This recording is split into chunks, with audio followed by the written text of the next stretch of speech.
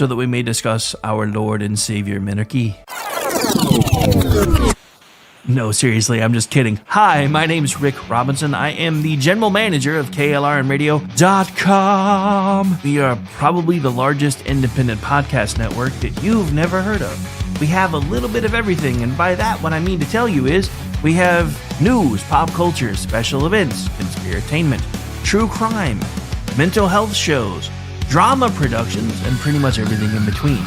So if you're looking for a new podcast home to grab a little bit of everything that you love all in one place, come check us out. You can find us on X under @KLRNradio. You can find us on our Rumble and our YouTube channels under the same names. You can also find us at KLRNradio.com and pretty much every podcast catcher known to man. So again, feel free to come check us out anytime you like at KLRNradio.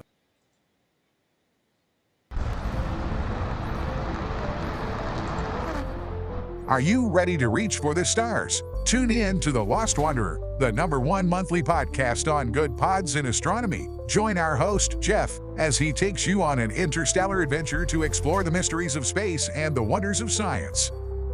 From rocket launches and distant galaxies to the latest discoveries in astronomy, each episode is a thrilling ride through the cosmos.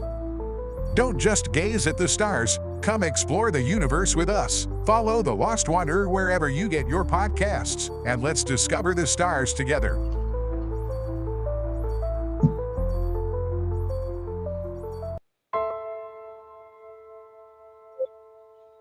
My dad was really, really special, and I loved my dad a lot. I'm proud of him, and that even though he isn't here with us, but he died as a true hero. I miss everything about him. In the moment that the officers and I had to come see the children, my biggest reaction was, I don't have 7 arms. I have 7 children who just lost their father, and I don't have 7 arms to wrap around them. I'm Frank Silla, chairman of the Stephen Silla Tunnel to Towers Foundation. Our foundation is committed to delivering mortgage-free homes for Gold Star families and fallen first responder families. To not have to worry financially is a huge peace of mind. The thought of, what in the world will I possibly do to pay the bills? How will I possibly let the children have a life that feels normal? I don't want them to have to quit their piano lessons or their basketball. I don't want them to feel that we have to move into a little apartment and struggle financially in addition to the emotional weight. There are over 1,000 families that need our help. Tunnel to Towers is honoring those heroes that risked their lives by providing them with mortgage-free homes. Those who serve us and then lay down their lives protecting our freedoms and our safety, the least we can do is $11 a month to give them that peace of always knowing there's a home, there's that sanctuary when life feels like it's been tipped upside down, because it has, when you lose a parent in the line of duty, to know you can go home, you can be safe, there's no risk of losing your home. That's a peace of mind that I can't believe you can get for $11 a month. I'd like to ask you to contribute $11 a month to support their efforts. Please donate $11 a month by calling 1-844-BRAVEST or visit tunneltotowers.org.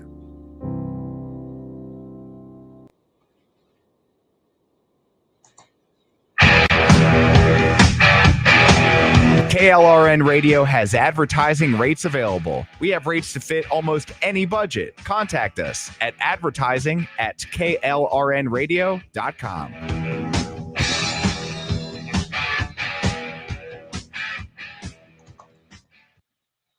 The following program contains coarse language and adult themes. Listener discretion is advised.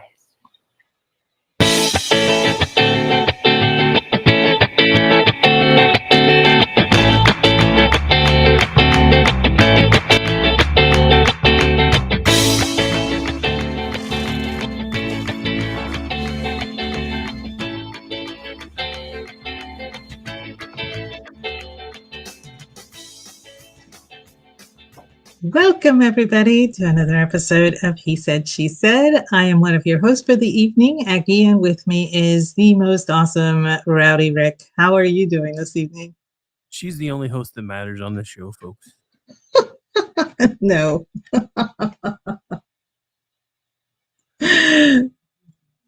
I'm doing all right, I guess. Cold weather has got the hacienda having some issues. I think I got it narrowed down today and got it taken care of for now. But I swear, if it's not one thing, it's another. I finally was feeling good enough that I was gonna hey, I've got time. I'm gonna sit down and I'm gonna write. And the next thing I know, I'm having a plumbing issue, and I'm like, I guess I'm not writing today either. Oh, that's funny because I was writing today. I wrote, I've been writing letters to people and everything, and I wrote, I think I wrote like 4 letters. I mean, I don't. It's not like 10 pages. I just sent like a couple, maybe 2 or 3 pages, and they're small. They're the stationary size, so it's not a big deal. But I the thing with me writing, I don't write the same thing to everybody. Everybody is different. So I'm like, I feel weird talking about the damn weather all the time because I'm sure everybody's having the same thing with weather. But then I remember I didn't get any snow, but Houston got a blizzard, Poor G was snowed in over there in where he's at. The entirety of 400 miles of I-10 was closed because of snow in Florida. So, yeah, so I was like, I don't feel bad anymore about writing about the weather and complaining about it. But so, yeah, unlike you, I did write. It wasn't for, an outlet or anything, but yeah, I sat down at the table and I wrote this morning. So that was kind of nice. Nice. Oh, see, I honestly had thought we had made it because we were finally back above freezing, and I'm like, oh no, we didn't. Because yeah, it doesn't help that I have children who are adults, but in a lot of ways they're still kids. So if I don't stay right on top of them, sometimes they do things that exacerbate situations. And I was in the middle of doing a half a dozen other things last night and was like, oh, that's not a good sound. I mean, you have a septic system, so you know which one I'm talking about. Yes. Yes. Yeah, that's the sound. That's not a happy sound. all of a sudden there's gurgling in the master bathroom, which is all the way on the other side of the house, and I come out and go, okay, who's doing what? And I figured I'd come out and find laundry going and water running and everything else, which is how I knew there was already starting to be an issue anyway. But one of my children was washing dishes and just leaving the water running full blast, and my daughter and granddaughter were in there taking their 30-minute we're gonna have a spa in the bathroom shower, and I'm like, ugh, you guys have got to time this stuff better, especially when it's cold outside. But yeah, so that was fun. So I had a bunch of stuff delivered to, have it go in and start eating up anything extra so there could be a little bit more room. So hopefully I can make it at least another month or so before I got to have somebody come out and drain the damn thing. I swear, if it's not one thing, it's another. It's always one thing or another. That's the beauty of living where we live. But anyway, so that's one of the reasons why we decided we're just going to do kind of a free-for-all show tonight, because neither one of us really had any ideas. Because you're like, my brain is fried, and I'm like, at least figure out one. I was trying to come up with something, but I was just like, no, I can't think of anything. I can't even think of a top 3 of anything.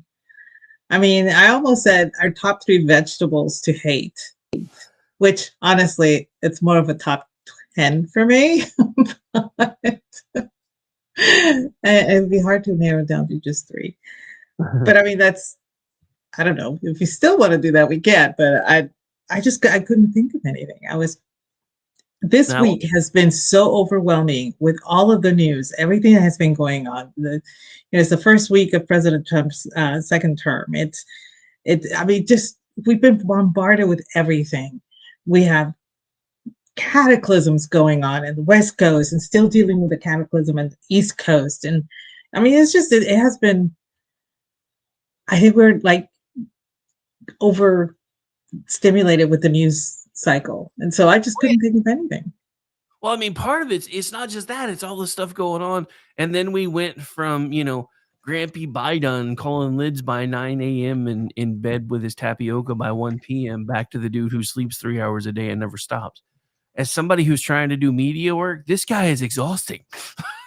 He's always doing something, and he's always in front of the cameras. And I'm just like, I can't. Can I have 5 minutes? Can I? It's only been 5 days, and I'm already like, oh my god. And I said something about that like on day two, and then Mary Catherine Ham put it probably the best I've ever heard. She's like, I kind of forgot the speed of Trump. It's like going from Droopy the dog to Sonic the Hedgehog. Yes, And I was like, that's exactly it. I am so stealing that because that's exactly how I have felt for 2 days, and I hadn't been able to put it into words. And it I hasn't have gotten. Yeah, I have some issues with some of the stuff that Trump is pushing, but there's always he's always like 5 steps ahead of everybody.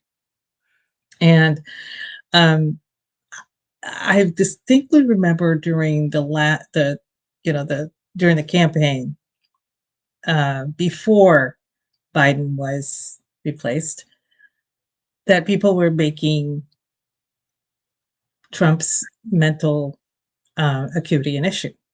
And I'm like, what are you talking about? What do you mean he's got mental issues? Are you serious with me right now? And people are saying, yeah, he has flubbed some words. He sometimes he trips and all that stuff. And I'm going, I have not seen that. The only time that I saw him slip was he was coming down the ramp, and the guy that he was with slipped as well because the ramp was slippery, and he caught himself, which is not what happened with the previous president we had in office. But I'm like, I still marvel at the energy that Trump has at his age. Hell, I would kill for half his energy at my age. I know, right? I can't keep up. It's exhausting. Well, unlike today, right? I just want honest reporting from the media, right? That's all I want. Because for a guy who spent the last 4 years calling Donald Trump literally Hitler, why the fuck did Gavin Newsom snake a photo op with him today? He wasn't even invited. He just showed up and started shaking his hand after he did his obligatory little finger wag, like trying to get his Nancy Pelosi moment in. I'm just like, yeah, and over these people. It amazes me because Newsom has been shirking his responsibility. I mean, I think it was today that he tweeted out that 52% of the land in California belongs to the federal government. So this is on them. And I'm like, whoa, whoa, whoa, whoa, whoa. Just because it's federally controlled land doesn't mean that you cannot be a steward to it as governor of that state. I mean, the forest outside of Bastrop is actually federal land, and it was, our governor who took charge, and we contained it. And every time we have a fire in federal lands here in Texas, it's our job to take care of it, and we take care of it. We don't say, oh, well, this is federal land, so they should have been sending us stuff to fight it. No, that's not what happens with a fire. You fight the fire while it's still going. I mean, you can't just take your time with something like that. I was just like, this guy really just does not like taking responsibility for anything. Yeah, it's just insane to me.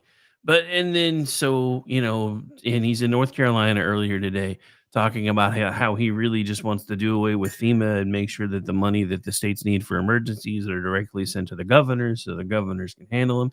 And then everybody turns that into, see, we told you he was going to say the states were going to be on their own if anything happened. Well, Ordy is right. You cannot be a steward on federal land. But no, yes, I meant Newsom. I meant the governor itself, not just a rando. Although, if somebody's walking along and they see that somebody's just started a fire, yeah, they should actually get involved and try to put it out. But nobody, I can't speak to everybody being a good Samaritan. I can't. So, but yeah, well, this ties into something else, because the only reason he's saying this now is because there's a Republican in the White House. So he's like, see, this is mostly federal land. It's all their fault. Notice he wasn't saying that when Joe Biden was in office. This drives me as crazy as everybody else. It's like, it's been 5 days and egg prices have gone up again. I was like, yeah, and if they'd gone down, you'd been like, this is because Biden fixed it before you left. I hate people.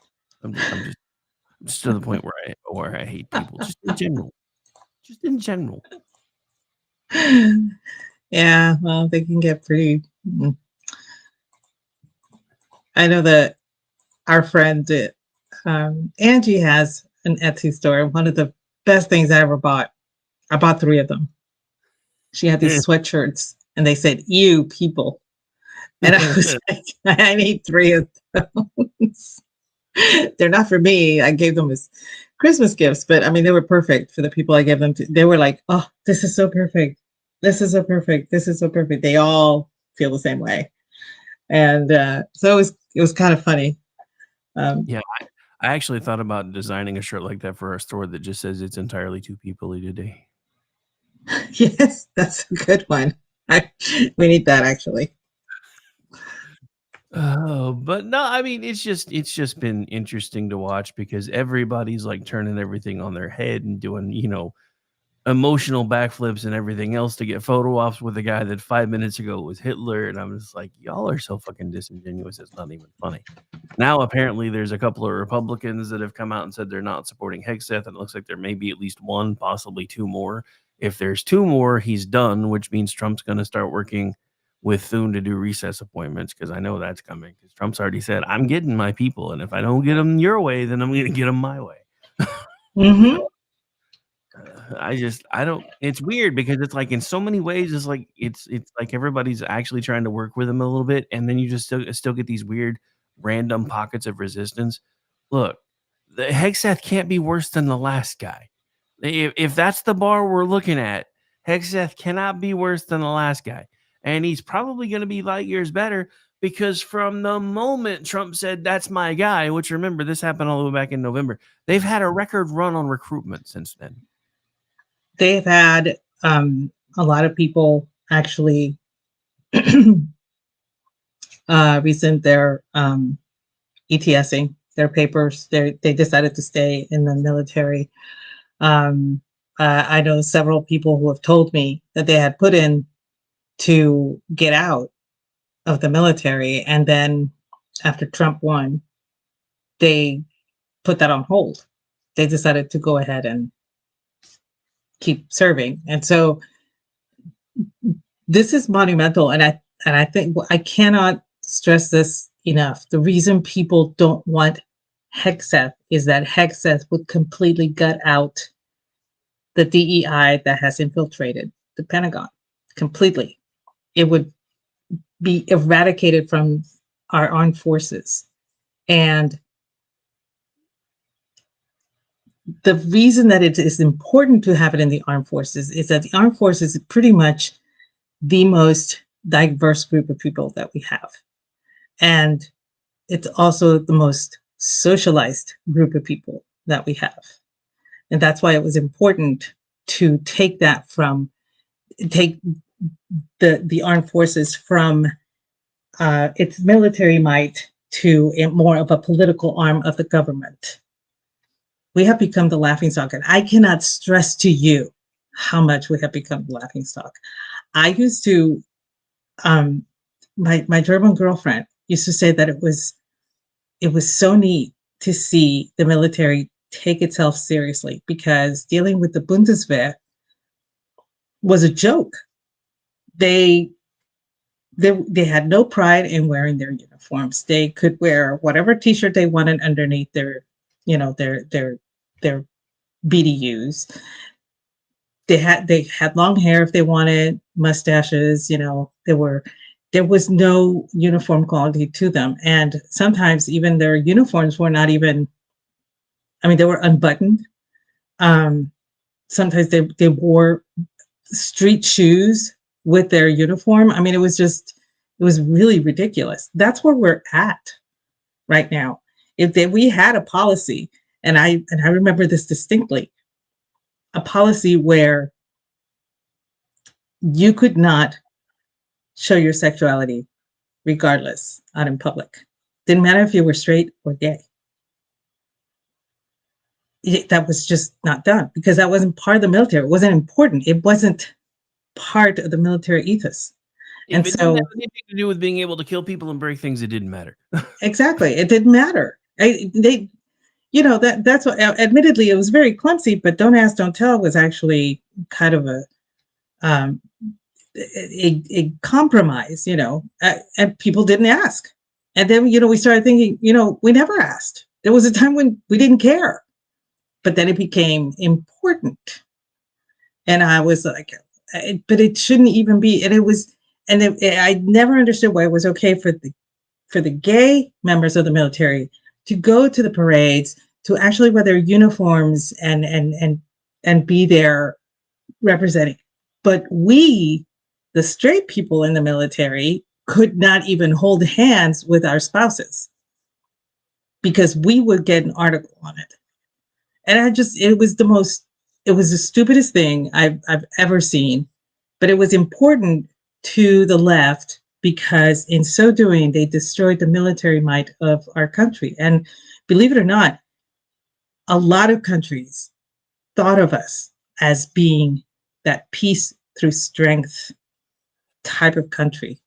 I mean, seriously, back there was a time we were respected because of that, and now nobody does. And this is why I think that they're very mulish on confirming Hexeth, because Hexeth's like, yeah, I'm not going to put up with that shit, and he's been very vocal about it. He has not been diplomatic, saying we're going to review things in a case-by-case basis. He hasn't said anything like that. He's been brutally honest. The military is going to get back to its roots, and that's final. But anyway, even though we don't normally talk politics on the show, I do have Fox on the screen, so if the vote actually happens, at least everybody will be able to see it. So, but anyway, we neither here nor there. A little bit different tonight. We're doing something a little bit different tonight, or at least trying to. So feel free to start typing out your questions in the chat. We're doing a variation of the 3 truths and a lie game. It's no truths, all lies. So just hit us with your best shots, and we'll bullshit you.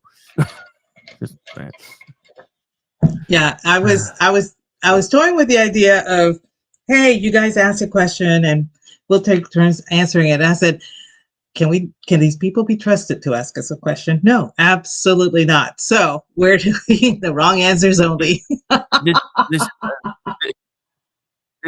This is our chat. We know better.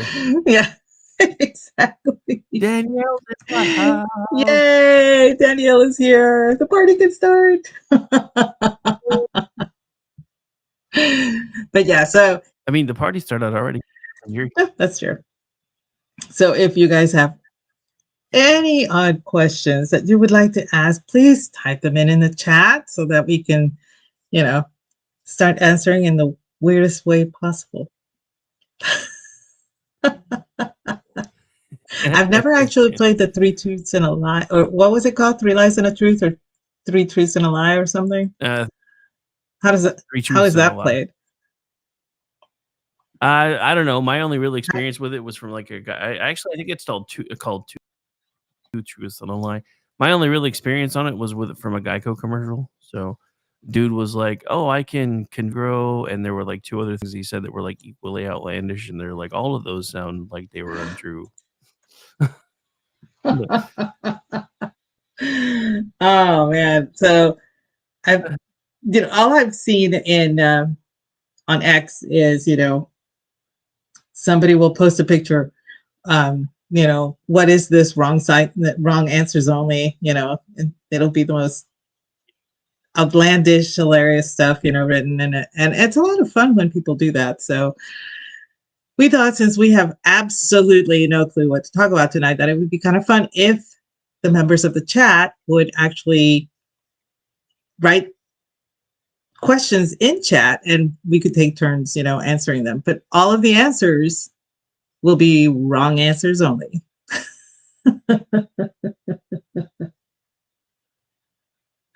So, yeah, because y'all can't be trusted. Let's face it, you can't be trusted. I know, because y'all are my friends. That's how I know.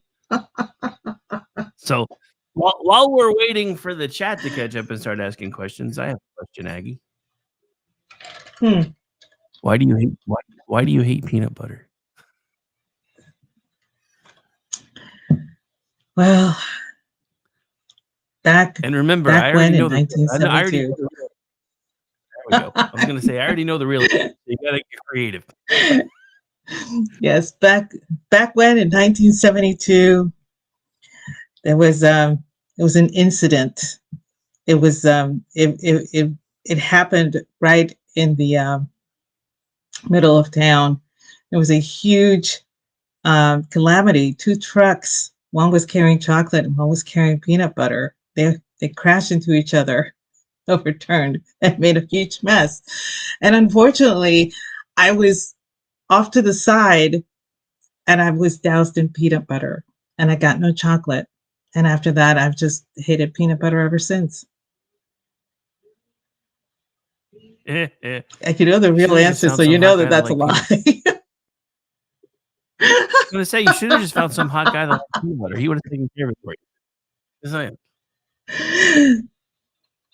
No. It was the great truck calamity of 1972. And anybody that knows me, chocolate in the peanut butter, oh my God, with peanut butter. I had to go in that direction.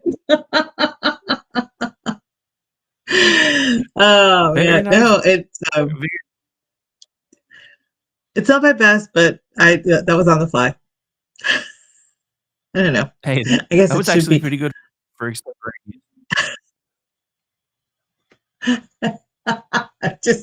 I'm picturing. Y'all have no idea how small my hometown is. It's so small that all the streets are one way, and they have to switch the directions 6 months into the year, so that people. I don't know why they do it, but they do it. I'm sure it has something to do with the civil engineering, whatever, urban planning. I have no idea, but all of the streets are one way.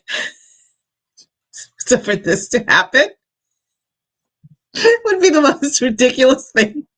And I'm actually picturing it happening on the street where the two competing pharmacies reside, and they're still open to this day. They've been there since one opened in 1922 and the other one opened in 1930, and they're still open. Nice. Yeah. All right, so we do have our first official question from the chat. This is from Danielle. Aggie, why do you paint rocks? Because I just can't throw them all at people.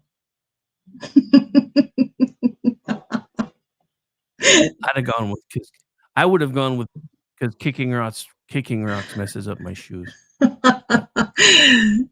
Well, this is true too. Why do I paint rocks?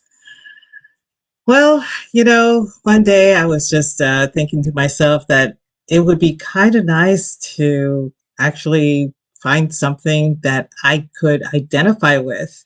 And the only thing I identified with was a rock that was staring back at me. So I thought I would cover it up so it wouldn't stare at me anymore. And that's how I got started. Nice. So we got a question from Amish. I'll answer this one first. Question: why did they stop painting the external fuel tank on the space shuttle? The answer is because the color orange was causing kids to have seizures when they were watching the shuttle's launch. That's my. And if it is the right answer, I don't know. I thought the reason that they stopped painting the external fuel tank of the space shuttle had to do with the fact that Joe's closed down, and you couldn't say eat at Joe's anymore as you were going out in space. The aliens would have been very disappointed. Yeah, they stopped painting it because they couldn't use it as ad space anymore. Yeah.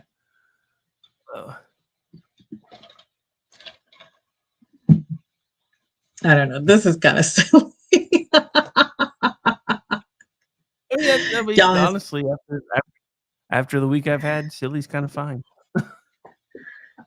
Well, some people have had a worse week than others, but yeah. Another acceptable answer would be to commemorate the Challenger explosion. Sorry, that was dark. Oh, damn. Oh, damn, that went dark. Holy cow. Oh my God. You're welcome. Okay, yeah. Are either of you going to watch the new Meghan Markle show on Netflix? I can tell you, yes, I will be watching the new Meghan Markle show on Netflix. You know why? Because I need to know from dawn until dusk what the former princess is going to be doing to feed her former prince.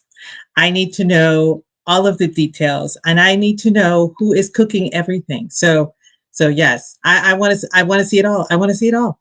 I got to see how she paints her nails. I got to see how she keeps her hands clean when she is decorating all of her dishes.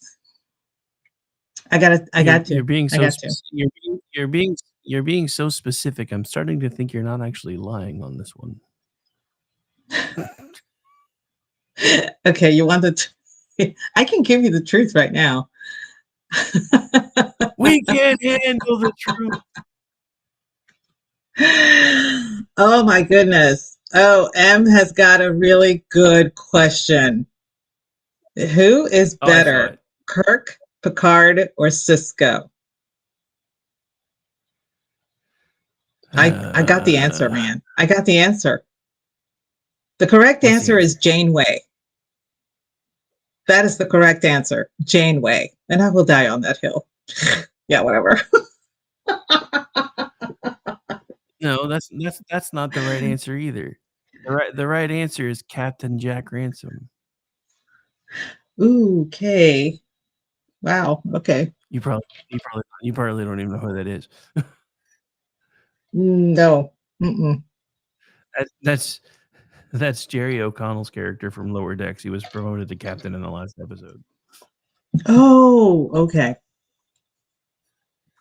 Yeah. No, I said what I said. Janeway. Janeway. I know everybody shits on her, but she's actually pretty cool. One of my favorite uh, clips was she's talking to Chakotay about some planet, and Chakotay's telling us like, yeah, according to Neelix, they have the fountain of youth there. They have, something that keeps them young all the time. And she's looking at him going, does it work? Like every woman would. And I'm like, yeah, okay, I get that. If that's a thing, away mission for one. I always forget she played Mrs. Columbo. I keep forgetting. I don't know how, because somebody's mentioned that before, and every time somebody says it, I'm like, I forgot that again, which is rare, weird. For me, Yeah, I she really was Mrs. Columbo. Yeah, and she got started on Ryan's Hope. Remember that? I never watched that one, so no. But you remember that was a soap opera, correct? Well, yeah, I remember it was a soap opera. Because I was talking to somebody and I asked, I was talking to somebody and we were lamenting the fact that all of these soap operas that we had grown up with were gone. Guiding Light, Search for Tomorrow, One Life to Live. All of these soap operas are gone. And I said Ryan's Hope, and they looked at me like, what? I said, Ryan's Hope, Edge of Night. Don't you all remember those? And they're like, no. And I'm like, this better not be a Mandela effect. I'll be pissed. And I went and I took screenshots from Google and I sent them. That's it. It did exist. No wonder you were paranoid with how I answered the question. You're like, but you do remember that it existed, right? Yeah, I was like, you do remember that was the thing. Yeah, my soap opera experiences were NBC related, and then my first stepdad absolutely loved General Hospital, and he always had that on when I came home from school, and I'm like, I never got into that one really either. I remember laughing my ass off when I was a kid when they they had their version of CIA or whatever it was, and they're like doing all this supposedly high tech shit on a fucking Commodore 64. I'm like, dude, I have one of those. It doesn't do any of that shit. Really? Oh, wait, Okay, you have Danielle's got a question for you. I have to answer that one in wrong answers only. Oh, let's see. Who was the one with the mousy blonde? Not mousy brunette with the shorter hair. I can't think of her name, but I know. I think her real Kate? first name was like Kate something. Yeah. Yeah. Kate Jackson. That was her. But didn't she? Yeah, that was her. Wasn't she on like Scarecrow and Mrs. King later too? I think. Yes, I remember right. That was her too. Yeah. See, I actually That did was a kind of fun have a crush show. on her by then, but my actual crush on her was during Charlie's Angels era. Was not her. But anyway, No, it's tough to pick. For me, the best angel, and this is not a wrong answer. I honestly think it was.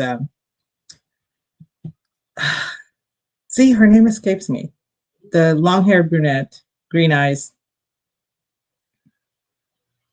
very beautiful. They're all pretty.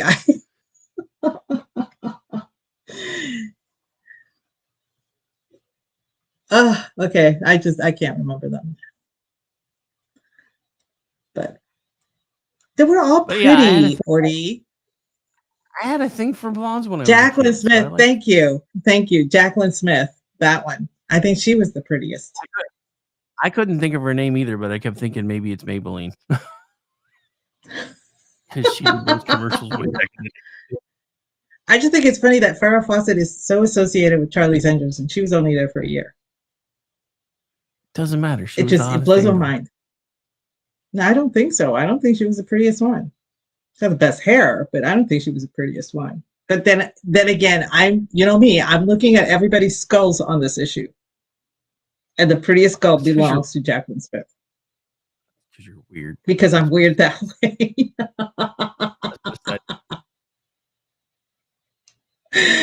I know, me and my skulls. Oh my goodness. But yes, I Danielle's right. It's because of that poster. It was, by the way, can you guess which poster knocked that poster off the #1 selling poster of all time? You'll freak out when you find out who it was. Wait, what? I missed something. Oh, remember the famous red swimsuit Farrah Fawcett poster? It was a top-selling poster up until this one poster outsold it. And it's still, that poster remains the top-selling poster of all time. And it for a stupid reason. Believe it or not. Why would it be because it was for Legends of the Fall, and it was Brad Pitt. And that poster outsold Farrah Fawcett. Can you believe that shit? I was livid when I found that out. I cannot tell you how upset I was.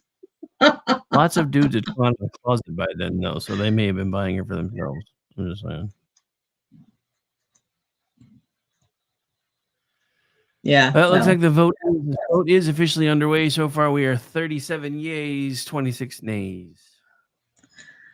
Oh, God. There's not enough vodka tonight. I can honestly tell you that. This is such... I don't know. I'm doing Friday night sober. That's not good. I got to fix that for next week. I went to go make a drink off of the stuff I got from Christmas, and I realized I used the last of it like last Friday, and I was like, I don't have any booze. Oh no! Oh no! It's like it's just the first sign of the alpacalypse. M has an interesting question. Yes, probably that's the reason why the poster was so popular. Yeah, I said that too. I just don't think you heard me. I don't hear you. Well, yeah, plenty of guys had come out of the closet by then, so I'm pretty sure they were buying it for themselves.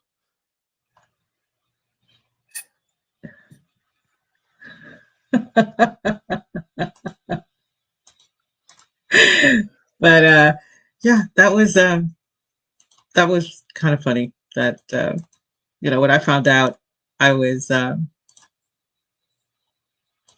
not happy to find out that this guy had usurped Farrah Fawcett's, claim to fame, which was that poster.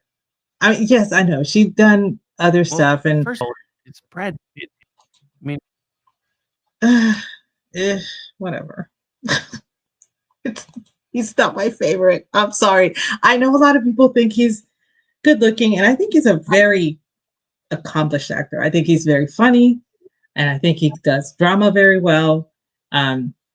So as far as an actor goes, he's great. He really is. I just don't think he's all that attractive.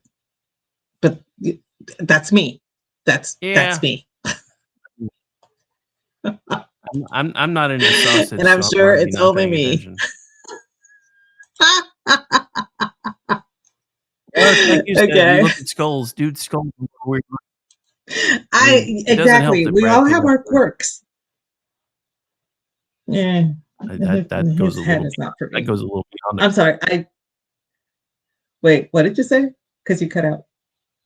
I said that goes a little beyond a quirk, ma'am. That's like headed towards serial killer territory. For a short time, and this is not a lie, I actually entertained the thought of becoming a forensic anthropologist because I really enjoyed studying skulls so much.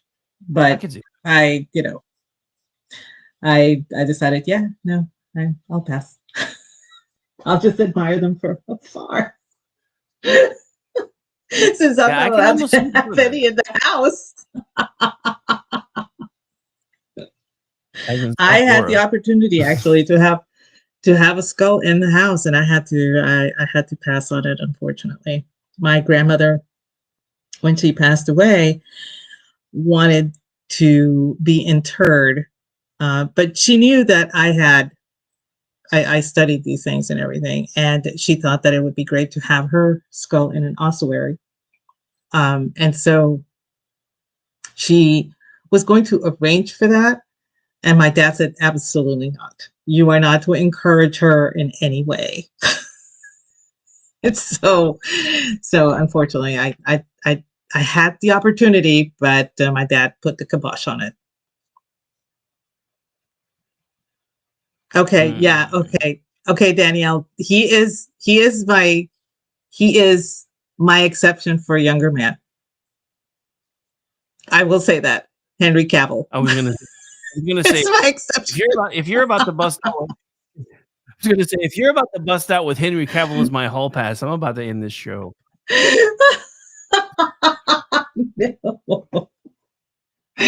No, he's my only exception. Well, I mean, I'm 50. I'm 58. Younger people just kind of like, oh, he could be my kid. Could have babysat him in a different lifetime. That kind of thing. And it seems kind of wrong. But no, for some weird reason, but of course, I'm very okay with Henry Cavill. But of course, she has no problem recommending somebody nearly her age date someone a lot younger. Age is just a number. Age is it really is. It really is, and I have to get past that. And I did. I got past it with Henry Cavill. This is what I'm saying.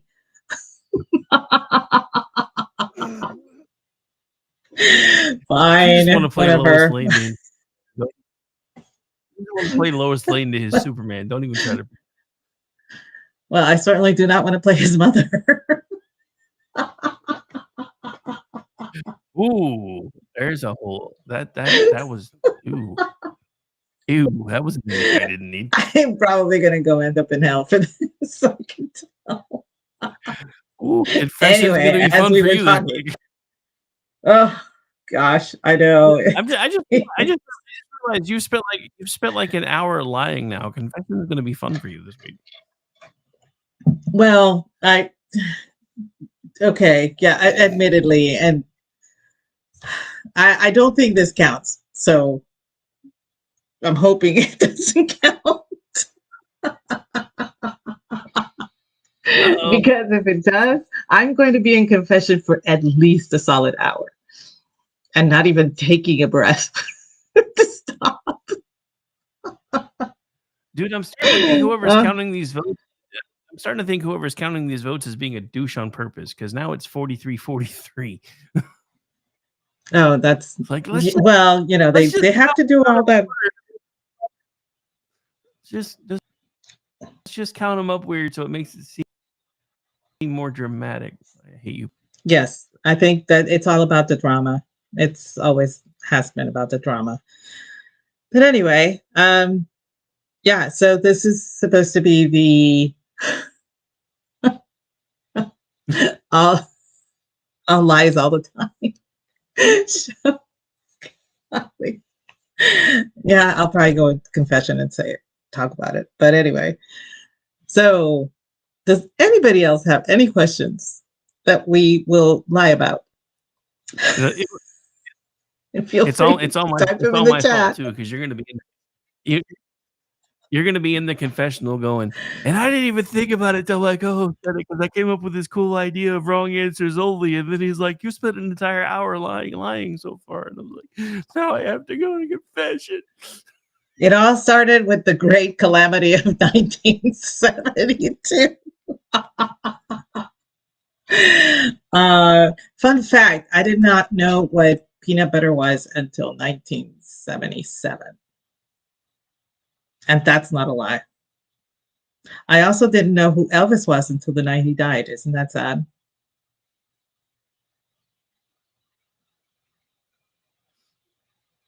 Oh, are you shocked? I think I'm gonna no, keeping up with the questions we're still getting. So I'm letting you field this one, Raptor. Okay, seriously, Superman or Batman? Remember, they're both men.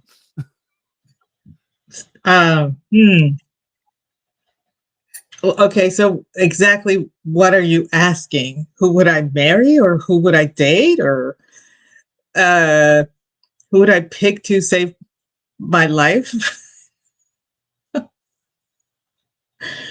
Because if it's, nice. If I'm going to pick somebody to like, who's going to be mowing my lawn, I'm going to pick Batman to mow my lawn. The reason for that is he's going to come with a great gadget. It's going to be the Bat lawnmower, and it's going to be epic. That's why I would pick Batman. You just called Batman a migrant. Because we all know that's the only people that mow lawns. No, that's not true. I mowed lawns and I was a migrant. Don't even get me started on that whole spiel. Oh, stop.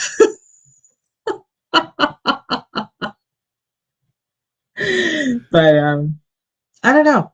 I would have to say, if it's, for a whirlwind courtship, I guess it'll be Superman because he'll never be home. So, that's why. No idea. I don't know. I mean, I'm trying to figure out how to answer this dishonestly, because first of all, I'm a guy, so I wouldn't do either one. But the $1 trillion would be nice. I'm just saying. The $1 trillion. Yeah, I'm like, I don't know. That is rich. I mean, I guess it depends on which Batman we're talking about. Because for Michael Keaton, $20 is $20. Yo, I'm just saying. But like I said, if it's just to mow the lawn, it's going to be Batman. I just want him to, bring the coolest bat lawnmower, bat hedger.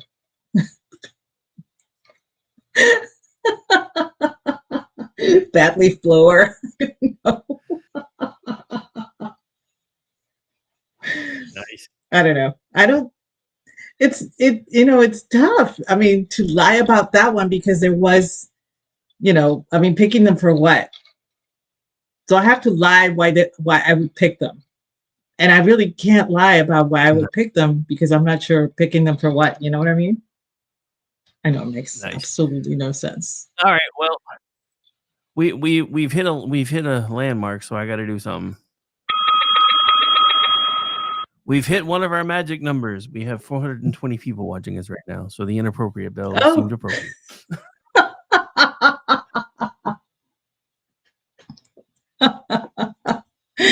Yeah, 420, one of the magic numbers. There's so many magic numbers.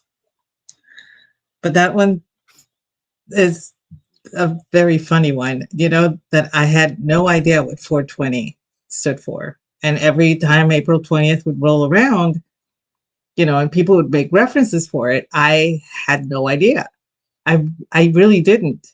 And this was several years ago, I sent Orty a message. I said, can you explain that to me? And I am sure that he was saying, oh, you sweet summer child, before typing.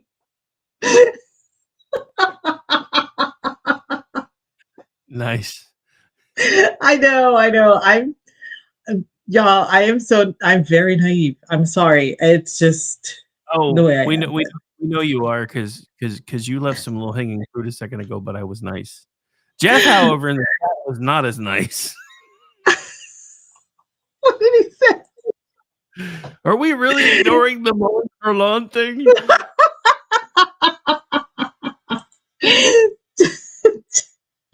Oh, Jeff, I'm gonna get even.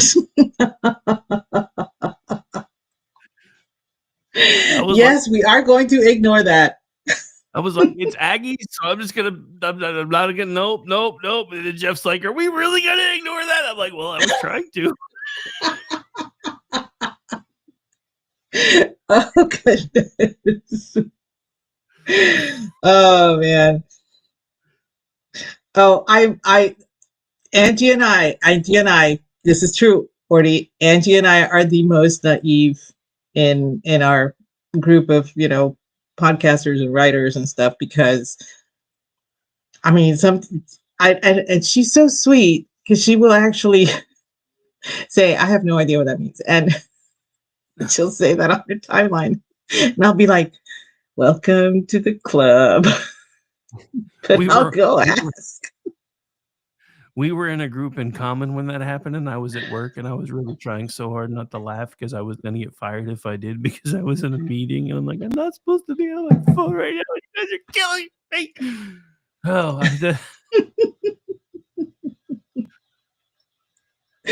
I love her. She is so great. I love the fact that every so often she'll threaten to show ankle. The weird thing is like in some aspects she's like really, really innocent, and in other aspects she would kill you just as soon as look at you sometimes. And I'm like, that's such a dichotomy. I don't know how I feel about that.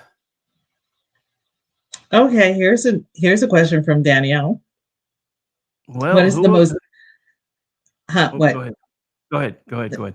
What is the most awkward thing you've done?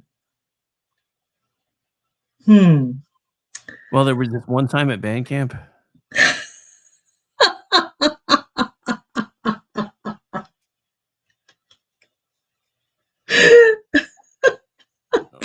That's in my head. Looks like we're gonna have Vance come in and break a tie, but he's gonna get there. Oh, good. And let's see.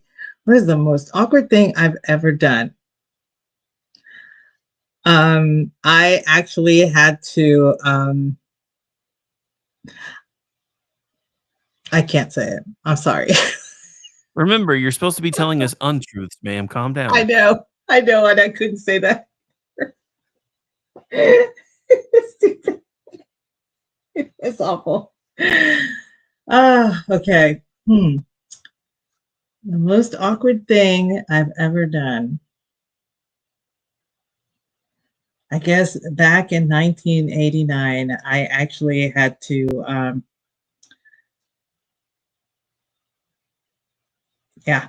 after college, I didn't have a lot of money, so I had to strip for my dinner, and out of pity, they asked me to just get dressed, and they gave me fish sticks. That was the most awkward thing I ever did. I'm glad I know you're lying. That's terrible.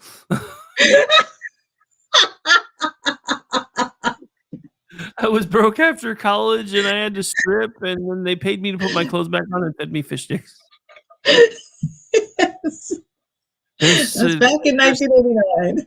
There's so much double entendre going on there that it's terrifying.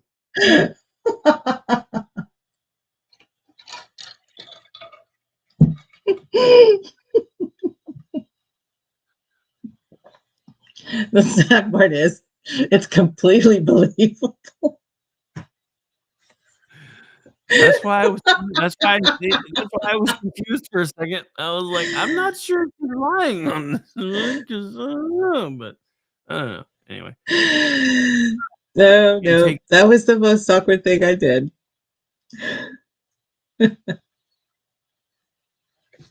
Oh God, M. I don't if M does have a brother that's a police officer. My cop brother told the chick if she put her clothes back on, he would not give her a ticket. Nice. I had true story. This was one of my girlfriends. She was trying to get out of a ticket, and she was pulled over, and she unbuttoned her blouse. She was pretty heavy on top. She was pretty well endowed, and she unbuttoned her blouse. And, she was like, yes, officer, was I going too fast? The officer that pulled her over was her cousin. And she was like, oh my God. He gave her a ticket. Nice. Well, I don't like it when my friends or family, try to do something like that. That's just not right. If you were speeding, if you did run a stop sign, whatever, you own up to it. You earn the police officer's respect. And I remember my sister, who is married to a deputy sheriff, she was speeding down the main drag on her way home, and she got pulled over. And she's giving her ID and everything, and she decides to play the card, right? And she says that her husband is a police officer. He's going to be upset because he's a police officer. She was hoping that he would just give her warning. No, he gave her a ticket and says, well, then you definitely knew not to speed. Gives her the ticket and walks away. And she's like, God bless it. She's so pissed off. And so what does her husband do? He says, well, I guess you're going to have to pay it. He didn't even help her. Nice. All right. So, only because it made me think of something. I have one for the chat. Who is this? Wrong answers only. Because I'm wanting to know when Bill Cosby had a sex change. Holy shit. What? Who is that? It is technically the Secretary of State in California. No. But yep. No, there's no way. Unless I fell for one of those gay patriot things. That's what it says it is.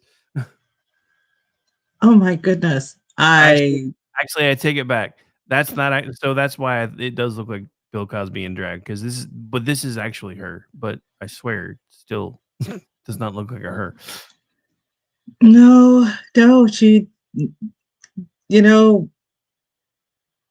They do Rogaine for women now. I know, right? That would help a lot.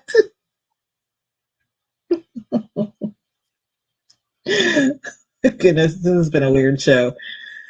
Yeah, it has been it's definitely been a weird show.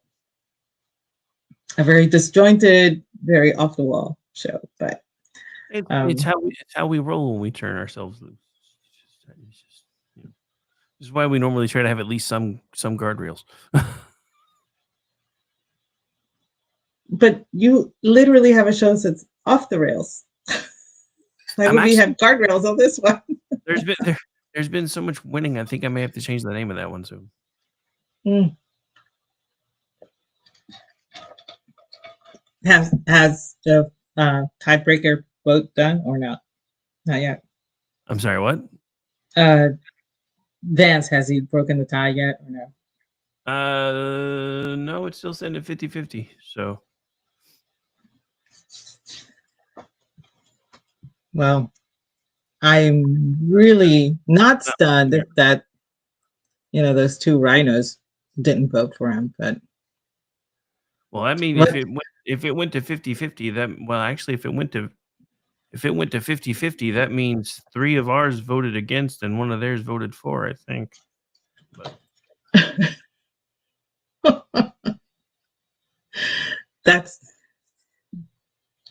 This is I shouldn't even say anything because it's not even supposed to be the topic tonight. So I'm just gonna keep quiet. But Danielle thought that maybe that was Michelle Obama. Now, the rumors are going around that the Obamas are getting divorced. That's what I briefly saw somebody tweet that. I don't think they'll ever actually get divorced. If it is what I think it is, it'll probably wind up being like the Clintons, because the Clintons live most of their lives completely apart except for public appearances. So I have a feeling this will become that. But there's all kinds of rumors. Like, apparently, even though Aniston is denying it, there's been people that have seen them together and yada yada yada. And I guess Michelle found out, and now she's pissed. And that's supposedly the real reason she stayed in Hawaii during the Carter funeral. And why Obama went ahead and came to Trump's inauguration, even though he said he wouldn't, just to stay the fuck away from her, I think. Well, I'm sorry. Yeah, Jennifer Aniston, good-looking woman. Yeah, whatever.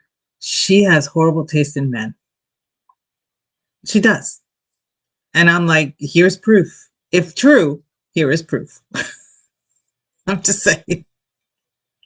And the weird thing is like people are like, he's so much older. Actually, no, because she's older than I am. He just looks older. He just let himself go gray, which looks distinguished on a guy. I don't think he looks old at all. I just find it ironic that he now looks exactly like the dude that played the devil in the Netflix Bible series that everybody was pissed off because they found. Oh yeah. I remember that. Yeah, because he looks like an older Obama. Well, now Obama looks like him. I remember that brouhaha over that guy, and I'm like, it's a role, okay? It's a role. The guy happens to look like Obama. This was not intentional. My God, get a grip. But yes, Jeff, and Jeff, and the entire Jets offensive line have a chance with Jennifer Aniston. I'm just yes, it's not like it's hard.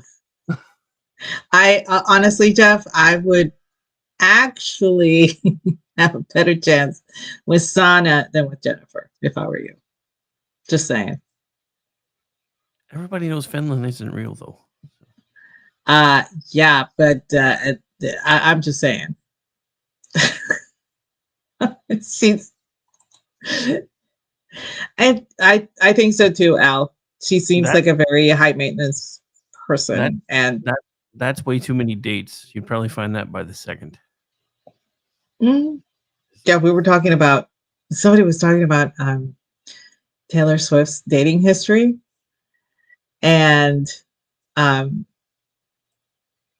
how she had so many boyfriends and all this stuff and whatever. And I looked back, it's like, yeah, this guy lasted 3 months. This one was 6. This one was 8. This one was 4. This one was 2 years, not too bad. And then back down to 4 months, and then 3 months, and then nobody. And then she had a guy for 5 years.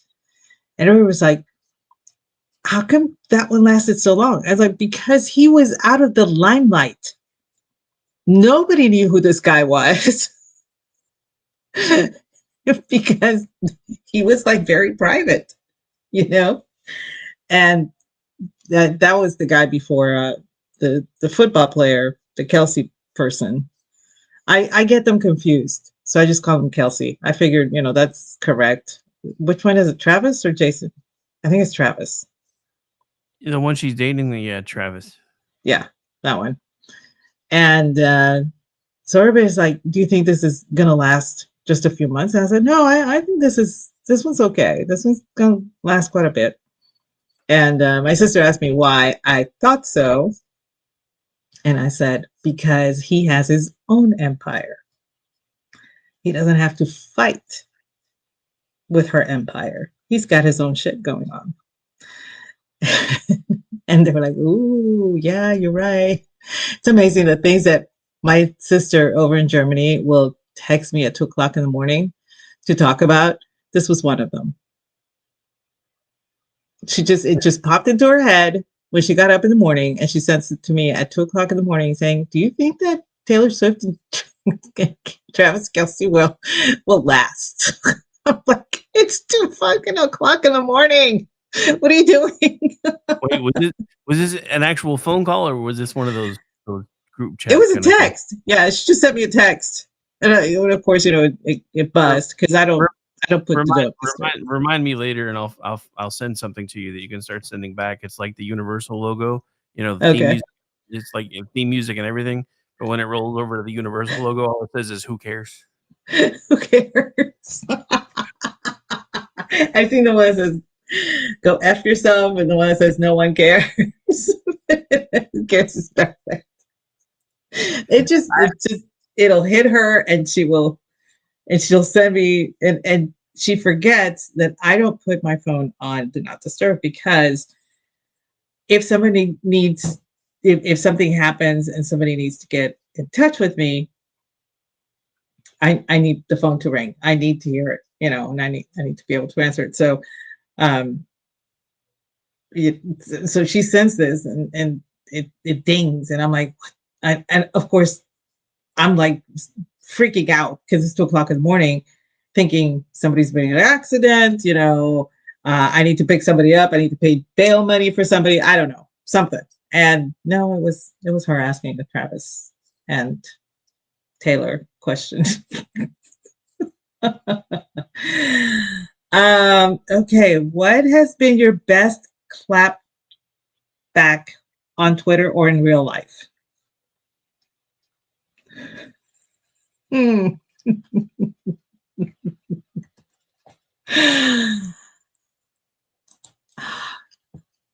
I gotta think on that one.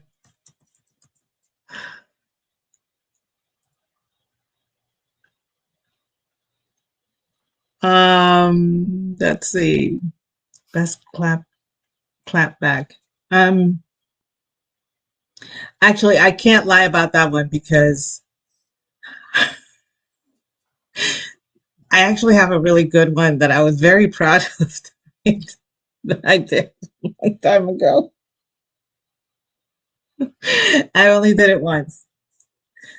Somebody was being really stupid on Twitter, and I was in a conversation about food, and he interrupted me and my girlfriend and another person that were talking about, I don't know, some recipes or something. And he starts talking about war strategy or something. And then, my friend says, why are you even here talking about this? We're talking about food. And he was very explicitly rude to her. And so I went off on him, and,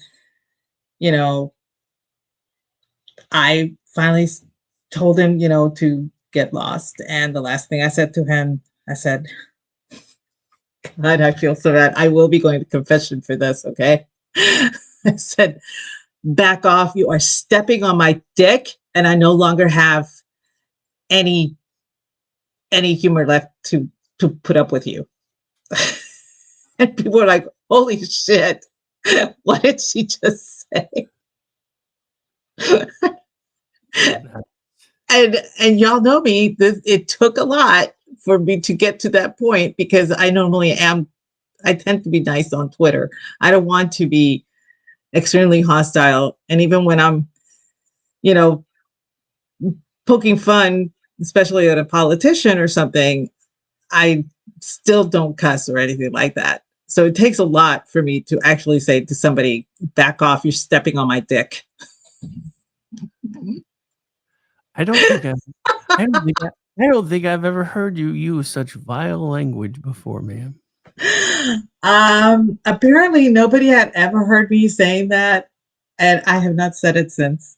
I felt really, really bad because I said it to another person, and I had to keep reminding myself that this person was extremely hostile to both myself and my friends. And he came into a conversation that had absolutely nothing to do with war strategies and started talking about it, and then got really mad because we would not talk about it, called us names, and I was just like, no, this is not happening. And I snapped. Maybe I was just running on really low fumes that day. I don't know what happened, but yeah, I said that, and it was quite possible. I mean, seriously, people actually took screenshots of what I said and were sharing it on social media and not just on Twitter. Nice. I've seen people use it. Surprised it hasn't been made into a meme yet. Rooster's losing his touch.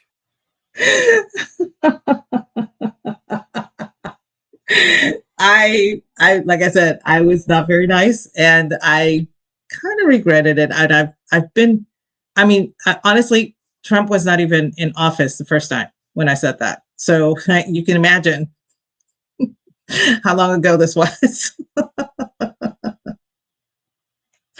No, Danielle has no filter, and we all love you just the way you are.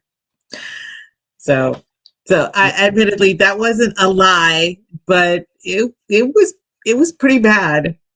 So, but if y'all feel free to use it because it's very effective. The only two things in life that need filters is coffee and smokes.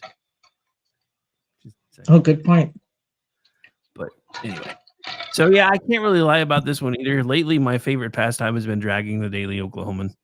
They put out one of their usual anti-Trump pieces like 2 nights ago.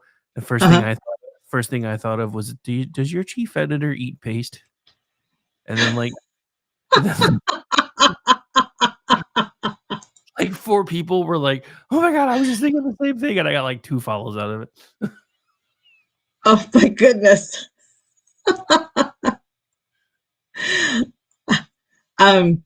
Okay. I don't know what happened, but Bill Cosby is trending. That's because of the picture. Because of that picture, right? Yeah, somebody photoshopped Bill Cosby into the picture, and now everybody's sharing that one. So Bill Cosby is trending. Oh goodness! They photoshopped Bill Cosby's face over the chick that already kind of looked like Bill Cosby before they their face. I was, dude. I have been called a lot of things, but I would,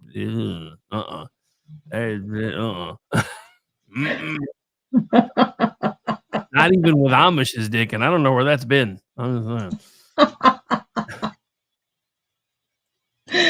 Oh man, this has been a weird show. Keep saying that. Are we making you uncomfortable, Aggie?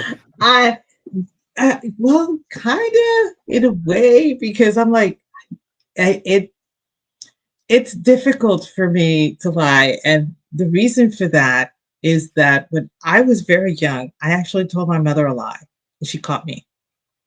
And after that, she told me that I had to build back the trust with my mom.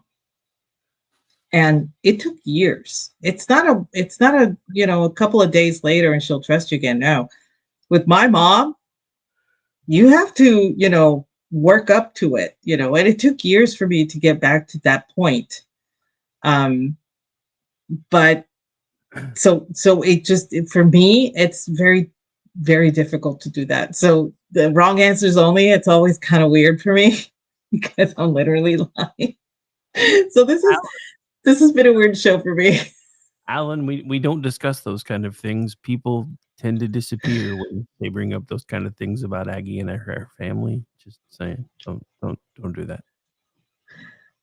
We were discussing our our penchant for machetes in our family. And about the only one that never actually used a machete was my dad.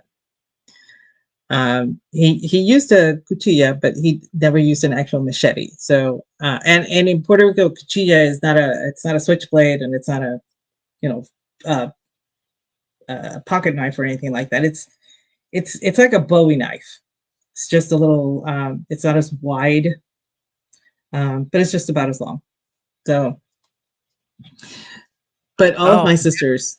damn it, Jeff! I thought you were making a joke. I didn't realize he actually posted that 13 minutes ago. JD Vance from his X account. I thought I was done voting in the Senate.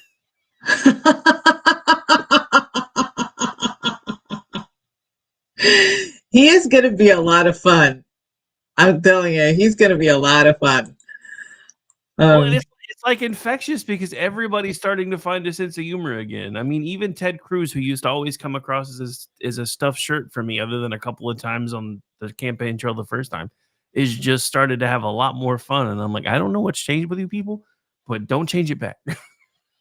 I Like, think the fear about the whole PC-ness and that fear that about, oh, you insult, you offend me, the fear of offending somebody, that's gone. yeah, which is nice. Which the funny thing is, and I know you've already talked about this, but I didn't, because I heard you talking, or I saw you talking about it in the chats. I never actually heard what Rubio said though, so my assumption was he said the same thing in Spanish and then just turned around being a smartass and told.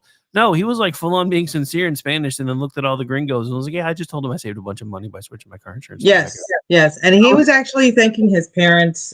He was talking about how they had come here in 1956 and right before the revolution, and and he was talking about the hard work, the dedication that they had for their family, and how he was thankful for learning all of these um, life lessons from his parents, and how grateful he is for the life that his parents gave him, and all that. And then when and I'm listening to it, and y'all, I was in tears because it was so beautiful. Okay, and then when he stops and then he turns and sees JD Vance's face, oh, and then he says the Geico thing, I died. I was laughing so hard.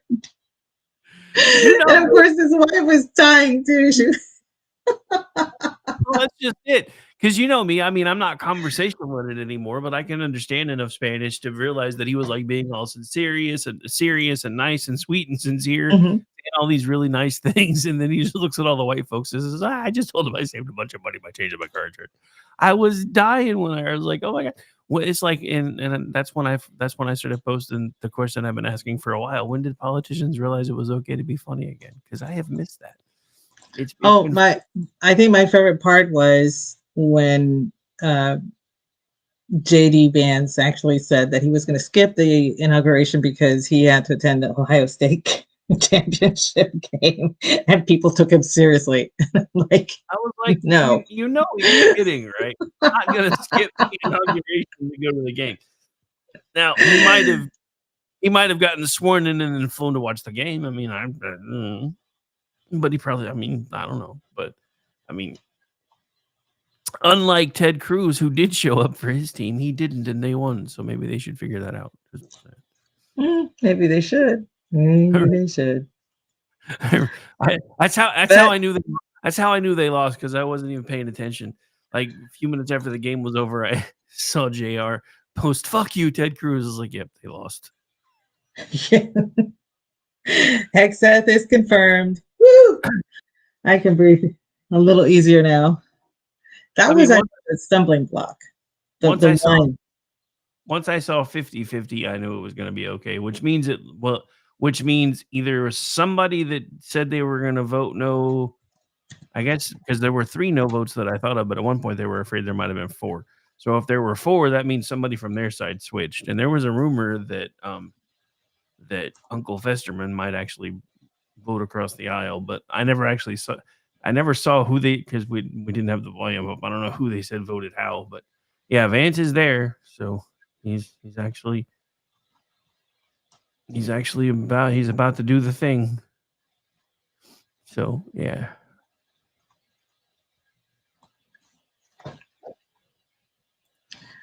I think we can all breathe a little easier tonight. At least we know our military is going to start doing its fucking job again. Jesus Christ. That's all I wanted. And the thing is, it's not about having gays in the military. We've had gays in the military since the military. We've all known that. It's about pushing narratives and talking about politics when we should be just having the peace through strength, thing going on. I can't even talk tonight.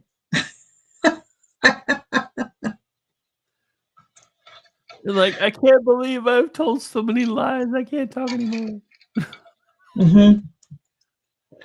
Yeah. Okay. So, yes, Emma's right. Since the Greeks. I mean, yeah, I've seen the pottery.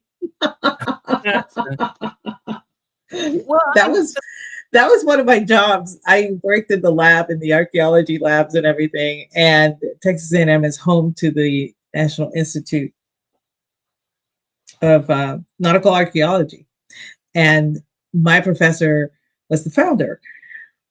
And I would volunteer all the time. And we'd have to, the desalination process is very tedious and it takes forever and everything, but it has to be. The items have to be carefully watched and everything. And I remember some urns and amphoras that we were desalinating and everything. And one of the things that they had to do was use a specific acid to remove the calcification from the amphoras. And it had this beautiful, beautiful depiction until you realize what the depiction is. And you're like, oh my goodness, what are they doing?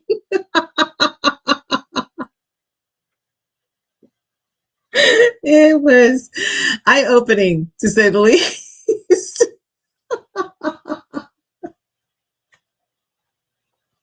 Oh, goodness. Okay.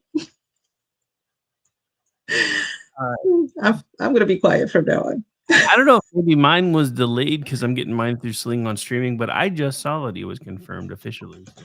Yes. But yeah, so anyway, suck it, losers. SecDef PTEG set bitches. Yeah, I think Pam Bondi has the votes as well, if I understand correctly, because there were several Democrats that have no problem with Pam Bondi. So the only two major ones that I've heard may face issues at this point, other than Hexeth, because everybody was trying really hard to stop that one, is Moana and Junior. Yeah, those are the two I think would have the problem. I'm pretty sure Bondi's got the votes. I mean, she'll probably come out of committee with partisan, but as far as thanks to not needing 60 anymore, it's not as hard as it used to be. Yeah, this is true. All right, well, we're getting close to that time, and I know you have going mental. John and I are coming up next, but I mean, can we really say I only do going mental every 2 weeks when I'm pretty much always mental? You're always mental, but it's a good mental. I don't know. My ex didn't think so. Oh, anyway, so good night. Tech staff has been confirmed, which means our military will start, doing what it's supposed to do and be trained to kill people and break things. So that should terrify everybody if we actually start getting our military back. I believe it is starting to scare people, because there were some people I was, in The Guardian, they were talking about how this could be very dangerous to have somebody with so little knowledge of politics. And I'm like, I don't want a politician to be the secretary of literally war. I don't want a politician. I want somebody that knows how to break things and make you sorry. That's what I want. Pretty much. Had that a long time. So, all right. So why don't you tell us where we can find you? You can start because I know yours is longer than mine. Wow. Okay. That's what she said. I don't know. If she said that, I want a different date. I'm just saying. Because I know sometimes I may feel like a nut, but I don't want to find one. New. Just new. All right. So as far as where you can find me, it is not a very short list, unfortunately. You can find me tomorrow night pushing buttons for Front Porch Forensics. And here in just a minute, John and I will be doing Going Mental, which we do every other Friday at 10 p.m. Eastern. And then Sunday, Off the Rails has been moved at least temporarily to Monday. So I don't have anything on the schedule for Sunday. So Monday, Off the Rails is 9 p.m. Eastern for now until the ladies of the red wine come back. And then Tuesday is when we start the daily. So that's Tuesday through Friday from noon to 3 right here on KLRN Radio. And then Tuesday night, I do the Manorama panel live on our X feed, my X feed, and Rancor Steve's Rumble and YouTube channel. Wednesday night, we start off usually with some sort of a grab bag for the first hour. And then this coming week, G is back. So we'll do the Conservative Curmudgeon. Then we go straight into whatever. And then myself and Ordy finish out your night at 10 p.m. Eastern. Then after that, we change over to everybody else's feeds, go start hanging out with SHR Media. First with the Edge of Liberty at, what would that be, 11 p.m. Eastern. And then Behind Enemy Lines Radio over on the Buffoon of the Week channel, and then back over to SHR for BZ's Bobcat Saloon. So yeah, on Wednesdays I work all fucking day. Did I mention that? And then Thursday, Jen and Mick should be back. Jen, first I had the man plague, and then Jen got the cedar plague. So, but she thinks she's going to be all right by next week. So we should be back with that one. And then Friday, I'll be back around here doing this thing with you. And then Saturday night is Juxtaposition. When I'm not doing all that, you can find me as a contributor sometimes to twitchy.com, misfitspolitics.com, and the loftusparty.com. And I also produce the Loftus Party podcast, which usually drops on Tuesday mornings. And you can find me on most social media platforms at RowdyRick73. And I think that's it. And if not, I'm done talking. How about you, Aggie? Where can folks find you?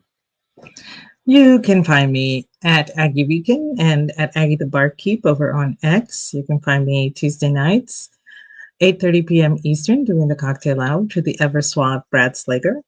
Friday nights, 8:30 p.m. Eastern, doing He Said, She Said with the awesome Rowdy Rick, which is you. Second Tuesday, I always mess this up. Second Wednesday of every month, the guys get together for Toxic Masculinity at 8 p.m., where they host a Babe of the Month, and I bring the drink of the evening. And Jeff and I do a Spirited Books podcast now at 8:30 p.m. Eastern on the first Monday of every month, where we review some books and match libations to whatever it is that we read. So it's been pretty fun. I have a really cool book this time. Now I'm waiting for Jeff to go, shit, I need to pick a book. Anyway, thanks for joining us on this rambling edition of He Said, She Said. And we hope you have a great night. And next week, we will cover whether or not Aggie's priest gave her crap for all her confessions. Just kidding.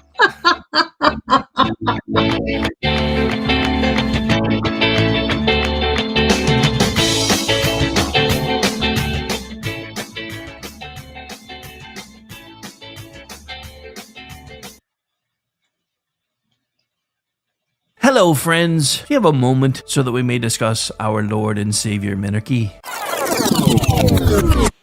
No, seriously, I'm just kidding. Hi, my name's Rick Robinson. I am the general manager of KLRNradio.com. We are probably the largest independent podcast network that you've never heard of. We have a little bit of everything, and by that, what I mean to tell you is we have news, pop culture, special events, conspiratainment, true crime, mental health shows, drama productions, and pretty much everything in between. So if you're looking for a new podcast home to grab a little bit of everything that you love all in one place, come check us out. You can find us on X under @KLRNradio. You can find us on our Rumble and our YouTube channels under the same names. You can also find us at KLRNradio.com and pretty much every podcast catcher known to man. So again, feel free to come check us out anytime you like at KLRNradio.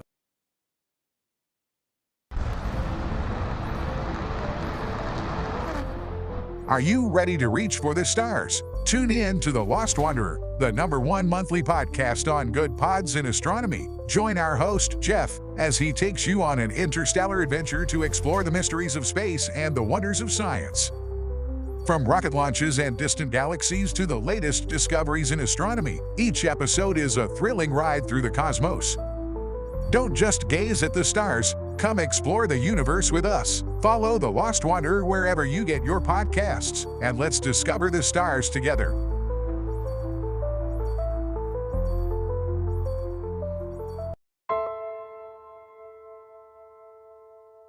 My dad was really, really special, and I loved my dad a lot.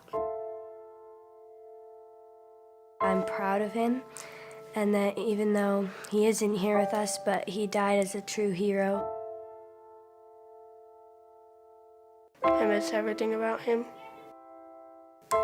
In the moment that the officers and I had to come see the children, my biggest reaction was, I don't have 7 arms. I have 7 children who just lost their father, and I don't have 7 arms to wrap around them.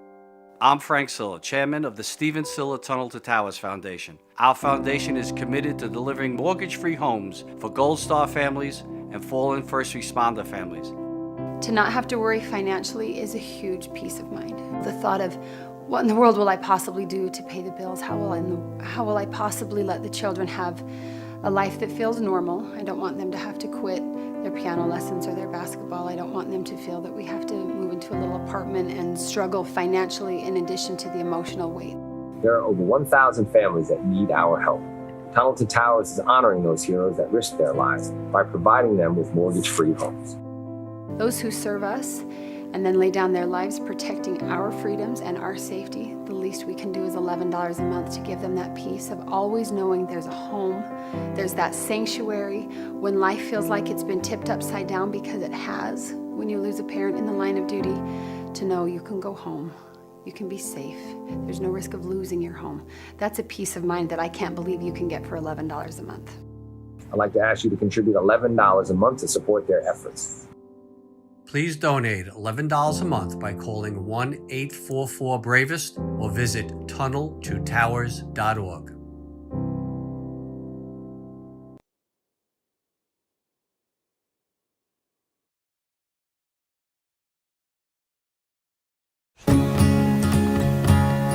Independence.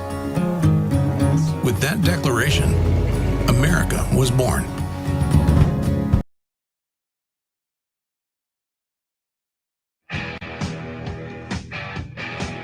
KLRN Radio has advertising rates available. We have rates to fit almost any budget. Contact us at advertising@klrnradio.com.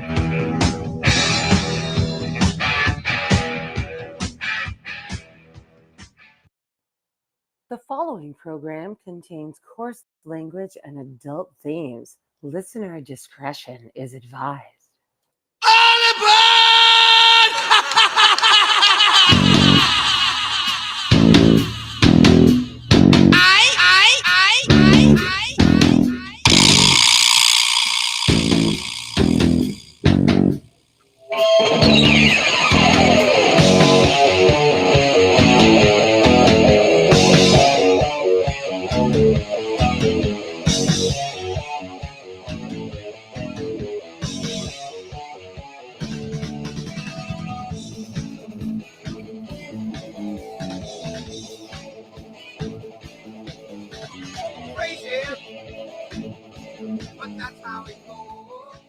And welcome into your closing act for this Friday night right here live on KLRradio.com. I am one half of the crew, Mr. Big Robinson. He's the other half, Mr. John Katz. Good evening, Mr. Katz. Good evening, Rick. How's everything, man? How you doing?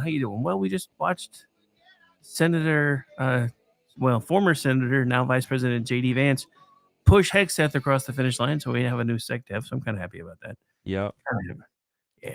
Kind of happy. Anyway, so how are things with you? Because I've been working my ass off this week. I'm just saying. Yeah, Pete was going to be the toughest one once they gave Gates the axe. Everybody focused on Pete, so yeah, that was that. If they get him through, everyone else should be fine. Uh, I hear they're mounting a bit of resistance with Moana, so I'll be curious to see what happens with that one. But um, I've been out of the loop. I haven't, unfortunately. So, and this is this, doing what I try to do for a living with the writing and the daytime shows and everything else. I will admit, going from a dude that was calling lids by 9 a.m. and usually tucked in by 1 after his tapioca, back to this, I was unprepared. I worked 20 hours on Monday and then got up and had to do it all over again. Because and it's been like that all week. Like today, I finally just gave up because I had a plumbing issue, and I was like, I'm still going to try to do a show. And then I was like, you know what? No, I'm going to get that tackled instead. So we ran a bunch of replays today because I was like, you know what? I work 20 hours on Monday, and Monday is usually my one day off anyway. So yeah, I'm taking most of Friday. Yeah. Plus, it was Martin Luther King Day. Yep. Speaking of news stories, they're going to be declassifying all that stuff. That's pretty interesting, huh? Yeah, well, they declassified a lot of it already, but what they did was they left a lot of it. There was about 20% of it that was still redacted, so they never really released it. Apparently, they're now completely they're releasing everything like unredacted and all, which will be interesting. It'll be very interesting, and all these assholes that think the Jews did everything, I think are gonna have they're all gonna be trying to weave something together and say it's not legit. Everybody knows. Everybody I knows it was the space lasers, sir. Everybody knows. I'm not saying Mossad hasn't done some shady shit. Of course they have. Any top level secret government agency for your country, whether that was the KGB, which is now I don't know what the fuck, I can't remember, the RBF. What are they called now? GRU, I think is something like that. I think CIA, the NSA, whatever it is. So look, I'm not saying Mossad hasn't done a bunch of crazy shit, but yeah, there's a big faction online that thinks Israel/Jews did everything from 9/11 to killed Michael Jackson to JFK, and I'll be curious when it comes out how they're going to try to spin that together, because I don't think that's what it's going to say, but I do think it's going to implicate for sure some specific people in our government who are no longer alive. Yeah. That's part of why they waited so long. I think if they had done it when certain people were still around, but I think it'll actually name names for the first time, and it's going to be people who aren't around anymore. Yeah, I'm just, it's kind of like a friend of mine said on X the other day. I'm wondering how many people that have banked all their cred on conspiracy theories are going to wind up completely wrong on this one. So this should be fun. Yeah, I mean, I think there is some conspiracy in there, but I think the guys that did it were probably in their 50s, in the 60s. You know what I mean? Yeah. So I think that's part of why they're finally able to. But yeah, I there's so many different rabbit holes people go, and a lot of these people, they're never going to be satisfied. They're never going to take anything the government tells us at face value. They're always going to say there's still more to that story than what we're being told. Yeah, I mean, always. All right, so I do have a question. Yes. Only because we haven't really talked since then, and you would be the person that if anybody would have been offended, it should have been you. The Elon salute. Yes. Listen, I'm not Mr. Offended by things, but yeah, I am sensitive to the actual. This is a long. No, obviously, I don't think he was intentionally saying, "Let me take this opportunity to fucking Heil Hitler." At the at the fucking inauguration party, let's say worst case, even let's say Elon really is some Nazi sympathizer or whatever. You're gonna keep that a little close to the vest in his position. You're not just gonna be like, let me Nazi salute here in front of all this. But here's what my main issue with this stuff is that there is actually more Jew hatred and shit being spewed and spread around now than ever in my life. And this is something I've been saying for at least a decade now, with all the, everything's racist accusations, everything's racist, everything's sexist, everything's homophobic, everything's this, that, and the other. That's my biggest issue with these labels being thrown around. Somebody actually wrote a really astute article about the Elon thing specifically, which is to say that if you're going to pretend that that was a Nazi salute and that he was intentionally saluting Nazis, you're making it impossible to distinguish and to identify the real issue. And when you call everyone racist when they're not for the last 10 years, you make it impossible to identify when there's actual racism. You know, it's a very small percentage of the population that I believe with true hatred in their hearts, at least in this country. There's a lot of online LARPing and trolling and people trying to get clicks, but true hatred, to me, it's a small number, whether that's against black people, Jews, gay, whatever. But when you label everyone as those things, when you label everyone as racist and you look for these dog whistles everywhere, then you're never going to hear the real whistles. And it's not even whistles anymore. It's just overt. But the majority of people can't make that distinction. They can't separate that out.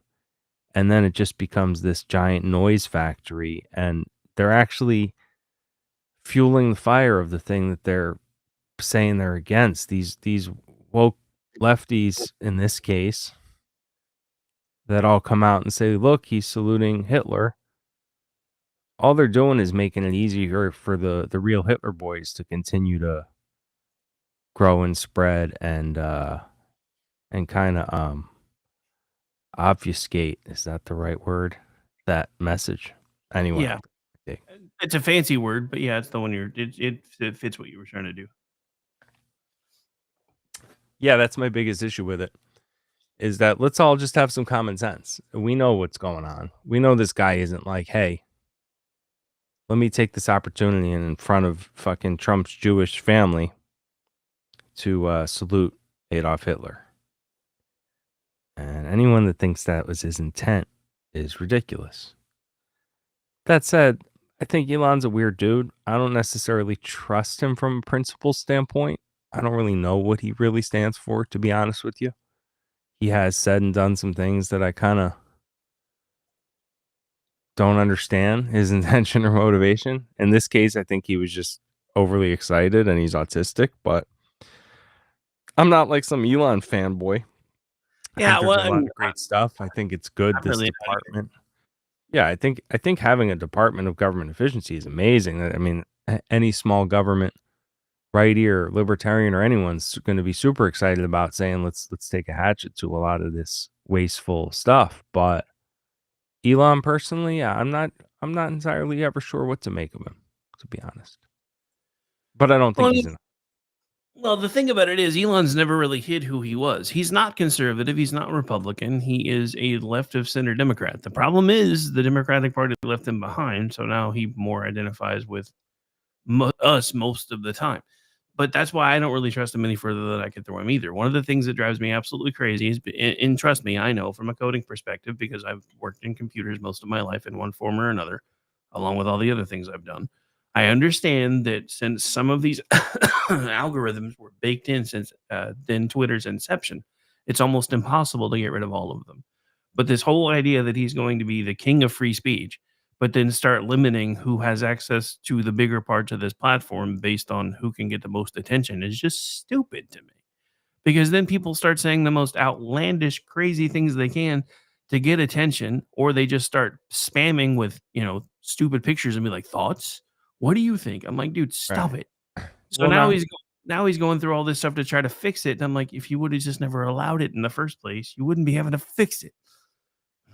I don't know. Yeah, it's an interesting thing, and you're right. He has gone ahead and demonetized some of those people that are obviously just being hateful for the engagement aspect. But yeah, where do you lay it out? Where do you draw the line? How do you?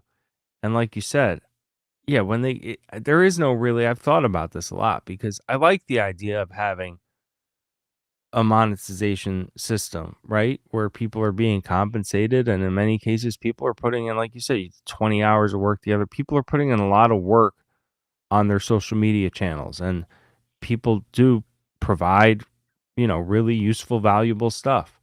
And if people are going to engage with that and you're going to now put ads on that person's page, so when they're getting all this engagement, they're seeing these ads, they should get a cut of that. I love that profit sharing idea. But yes, obviously the next day everyone's going to go, well, what can I say that's going to get the most people to click on it?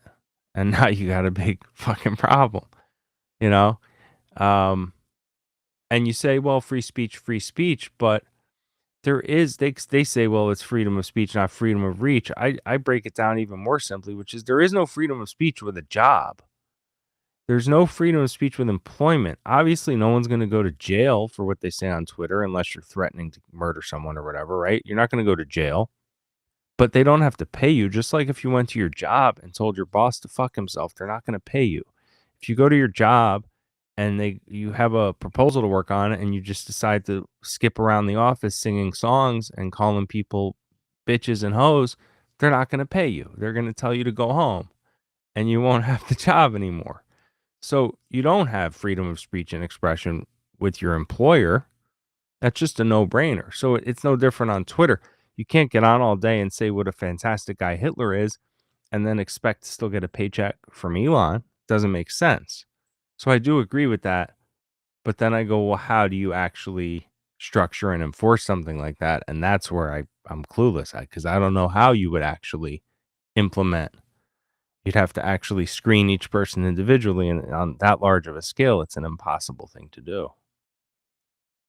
Yeah, it's nuts. But yeah, I was just because Twitter just went through, well, X just went through yet another update, and now they're gonna stop trying to do what they call the engagement farming, and I'm like, you're gonna have a lot of pissed off people because those are the people that have made the most money off of this thing. I mean, those are again, how do you implement that? Well, I mean, how do you say this person's farming and this person's actually being earnest and honest intended?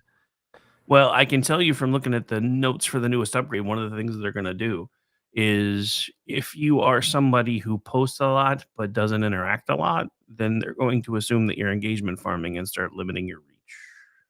Interesting. Yeah, but even then, look, you could have some independent news guy posting his stuff all the time. Maybe he doesn't want to interact, but he's giving you legitimate content. I mean, who's to say what's farming? I don't know. That's a tricky slope. I don't see how that's ever going to be efficiently organized. Oh no! I never said too it was big a gonna be scale. done efficiently. It's all going to be a mess. I mean, at this point, and there's no way it'll ever happen. If Elon really wants to just be the free speech guy, he just needs to slowly rebuild a version of this site that doesn't have any of the algorithms and the bullshit in it, and just let everybody just have a level playing field and have the reach that we can build organically, and let us control our own experience with mutant block. It would be that damn simple. As far as reach goes, there should be no algorithm. As far as no account should be boosted or deboosted above or below another. Correct. That part should be 100% equal playing field, organic. As something gets engaged with and liked, it gets slowly exposed to more people and so on. But it should be the same rate and exposure applied to every single account. Unless you really are on there just spamming dick pics or whatever, fine, deboost that guy, right? But all things being equal, they should be equal. And I've never understood, all the sites are like that. They all have weird little tricky things in there, and some are boosted, some are deboosted, and nobody knows what the rules are. That's the other thing. It's like you're giving people this platform and you're telling them to spend, but you're not telling them what like, if you're gonna have that system, then at least lay it out for people and let them know what's what. Say, hey, when you do this, and I know other people have released stuff like that, but it's unofficial. Just lay it out in plain language. Say exactly what it is and how it works. Why not at least have the transparency of it if you're gonna implement it? I mean, I wish. That's what I'm saying. I mean, and the other thing is, and I've noticed this too, like because I have accounts that are newer versus accounts that are older.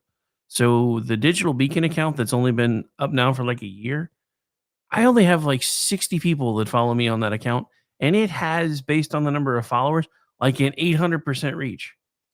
I Listen, have 11,000 on this one, and I get like a 0.5% reach most of the time. I get no. The last couple years, I get zero engagement, and I never talk about this because I don't want to be the guy that talks about his followers and fucking engagement. But I get none, and I'm always stuck at this 15K. And now that I'm above 15K, it's going to drop to 14.9 again. It's been doing that for like 2 years. But I can tell you, when my account was newer, and I only had like 3,000, dude, it was nuts. I had way more engagement. Now, whether the platform's changed or the algorithms changed or who the fuck knows. But yeah, listen, I see, and listen, look, a lot of it is what's the word? A lot of it is earned and warranted or whatever the case. Some accounts are really good. I'll see accounts that only have a couple thousand followers. They're getting hundreds of likes on everything they tweet.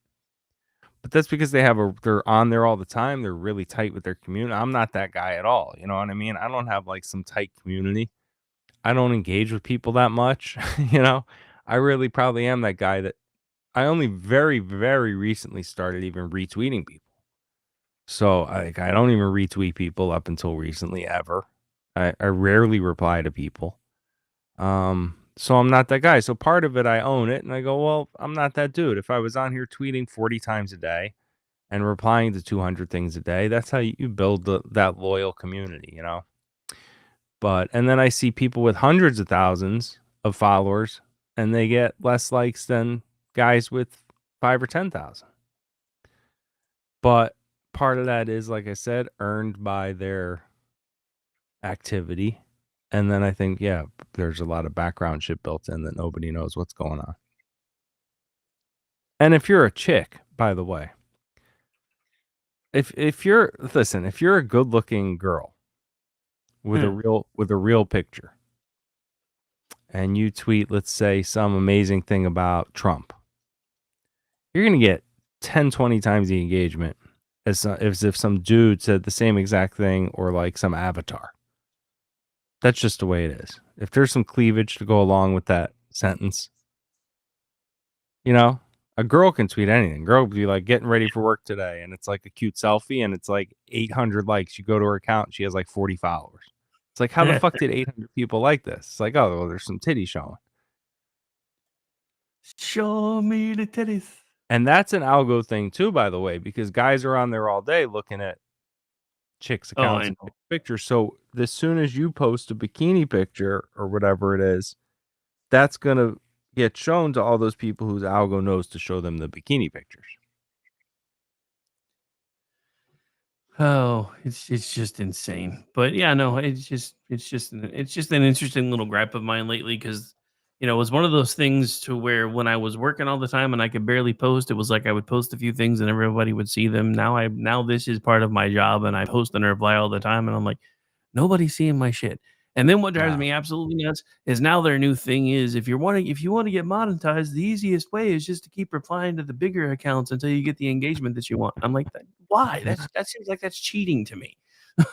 I've seen that too. It is funny though, because if you are one of the few times I do reply to a big account, and let's say I happen to notice when it's like a relatively new tweet, yeah, that reply will get like 1,000 likes.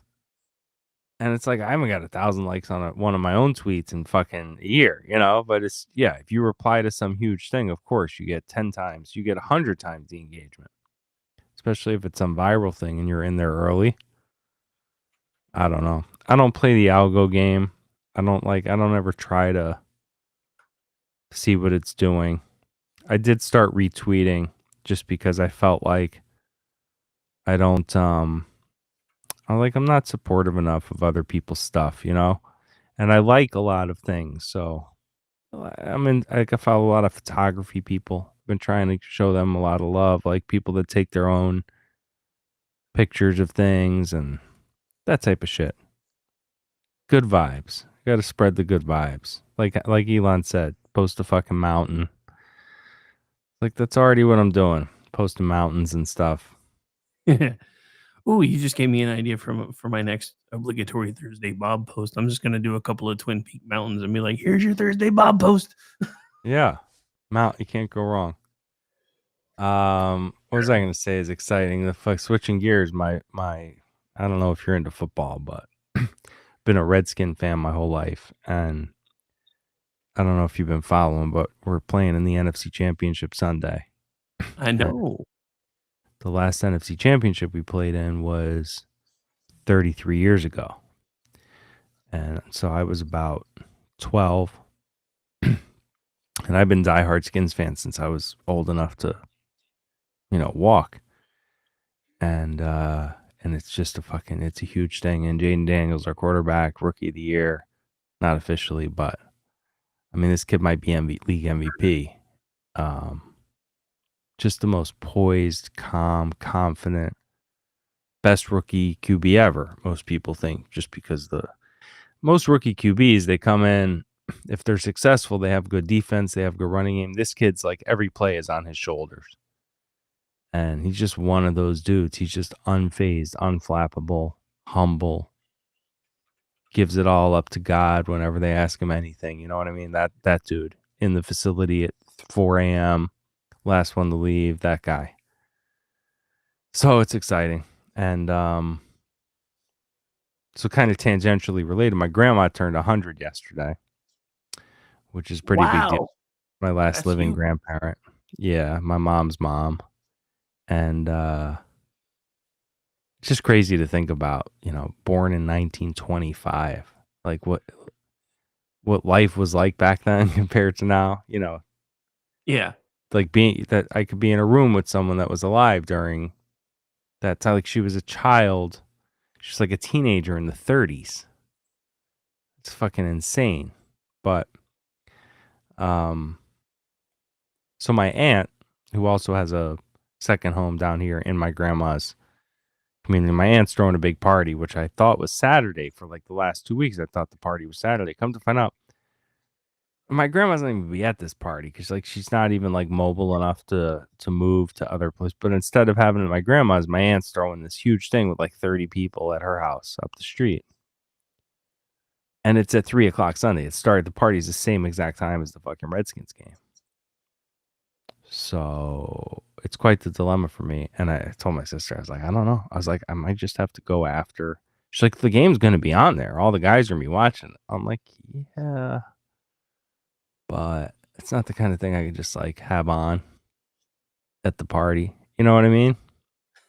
You're like, I have to give it my full attention. Yes, I have to be in a room alone or like with other diehard. Like none of these other people are Redskins fans. I grew up in Virginia, but my whole family's New York and Giants, and there's a bunch of old cousins coming and stuff, like casuals. Like you don't want to be in a room full of noobs. It'd be like if you were watching like this movie you were dying to see and nobody else was paying attention, but worse. So I don't know. I don't know what I'm doing. My sister's giving me a hard time. Like, I think I'll probably just come after the game. People are like leaving. I'll have dessert, some leftovers. But we'll see. I got to figure that one out. I've been waiting 33 years for this game. I mean, I'm more excited for this game than I've been for any game in a very, very long time. And we never get this far. So, okay. Side note. Need I remind you that your 100-year-old, you're talking about your grandmother's party, right? I'm not missing something. It's not my grandma's actual birthday, number one. She already had her birthday. And my grandma herself isn't even going to be at this fucking party. It's like my aunt's. Never mind. Right. I was about to say, if your grandma's going to be there, you're talking about a 100-year-old woman who's practiced the art of Jewish guilt like a Jedi. It's you're walking into a party for my grandma, but my grandma's not even be at the thing herself. What? So like that just seems weird. And it's not on her actual. Well, right. Originally she was. This party was planned like a year ago, but at the moment she's not mobile enough to like load her up in the car and take her to another house. You know. So it's more like it's almost like a party you would have like after for someone's. I don't know. I don't want to be a bad grandson. I agree with you, but at the same time, it's like I could be a few hours late. Dude, I mean, if she's not even gonna be there, I mean, if she was gonna be there, even I'd be like, dude, your Jewish grandma's gonna be giving you a side eye the entire time if you come in late. You don't want that. No, she don't. She wouldn't even know what's she don't know what the fuck's going on. She don't know. But if she was going to be there, I agree with you. I would be on time, but we'll see. So that's exciting. Probably the happiest thing going on right now is that Skins game. And if we did lose, I'm going to be devastated by that. Thank you for calling them skins, by the way. It's the only fly in the ointment. It's like for us to finally be doing this, it's such a perfect season, but I say it's a 9.9. It would be a 10 if we were still named the Redskins. The fact that we're doing this under the name Commanders, it just every time I hear the name, it irks me. It annoys me. I still find it rather weird that the name Redskins was offensive, so you changed the name to the people that killed the Redskins. Yeah, right. They I'm really like, wait, did. which one's more offensive? I'm just like, plus the natives that it was named after loved it. They have been bugging the government to change it back for forever. It was named by a chief, an Indian chief. I know, and the whole tribe's like everybody involved in it has been like, no, this is not disparaging to us. Quit white guilting us into changing our own shit. It was white people that changed it because of their tangential bullshit, feigned guilt. Yeah, it was the summer of Floyd. It was when they canceled Aunt Jemima and everybody. It was that same summer. Listen, they've been there's been activist groups talking about the Redskins name since I was a kid. No one ever took these people seriously. But then the summer of Floyd happened during Rona. And was like, well, time to fucking have a racial reckoning about all these things. And yeah, they just stripped the name. I mean, they didn't have to. They didn't have to do it. They just caved to the social pressure. There was no law or anything. It was the current ownership, the old owners, not the current owners. And a lot of people say they'll bring it back because they could bring it back tomorrow if they wanted to. Nothing's preventing them from doing that. But yeah, they caved to it, and then we were just the Washington football team. Excuse me, for a couple seasons, and then they come up with this lame fucking Commanders name. But it's like there's so much history behind that name and logo. And the fact that we're doing it now under this new name and our logo is just a W now, it's stupid. It really annoys me. But yeah, I'll never call them the Commanders. No way. Well, maybe the logo being just the W is a good thing because then by the end of the season, you might be able to say the W stands for win, bitches. Yeah, I mean, if we make it, first of all, he'll be the first rookie quarterback in the Super Bowl. That's never been done. And it'll just be the most legendary thing for this kid to come in and do what he did.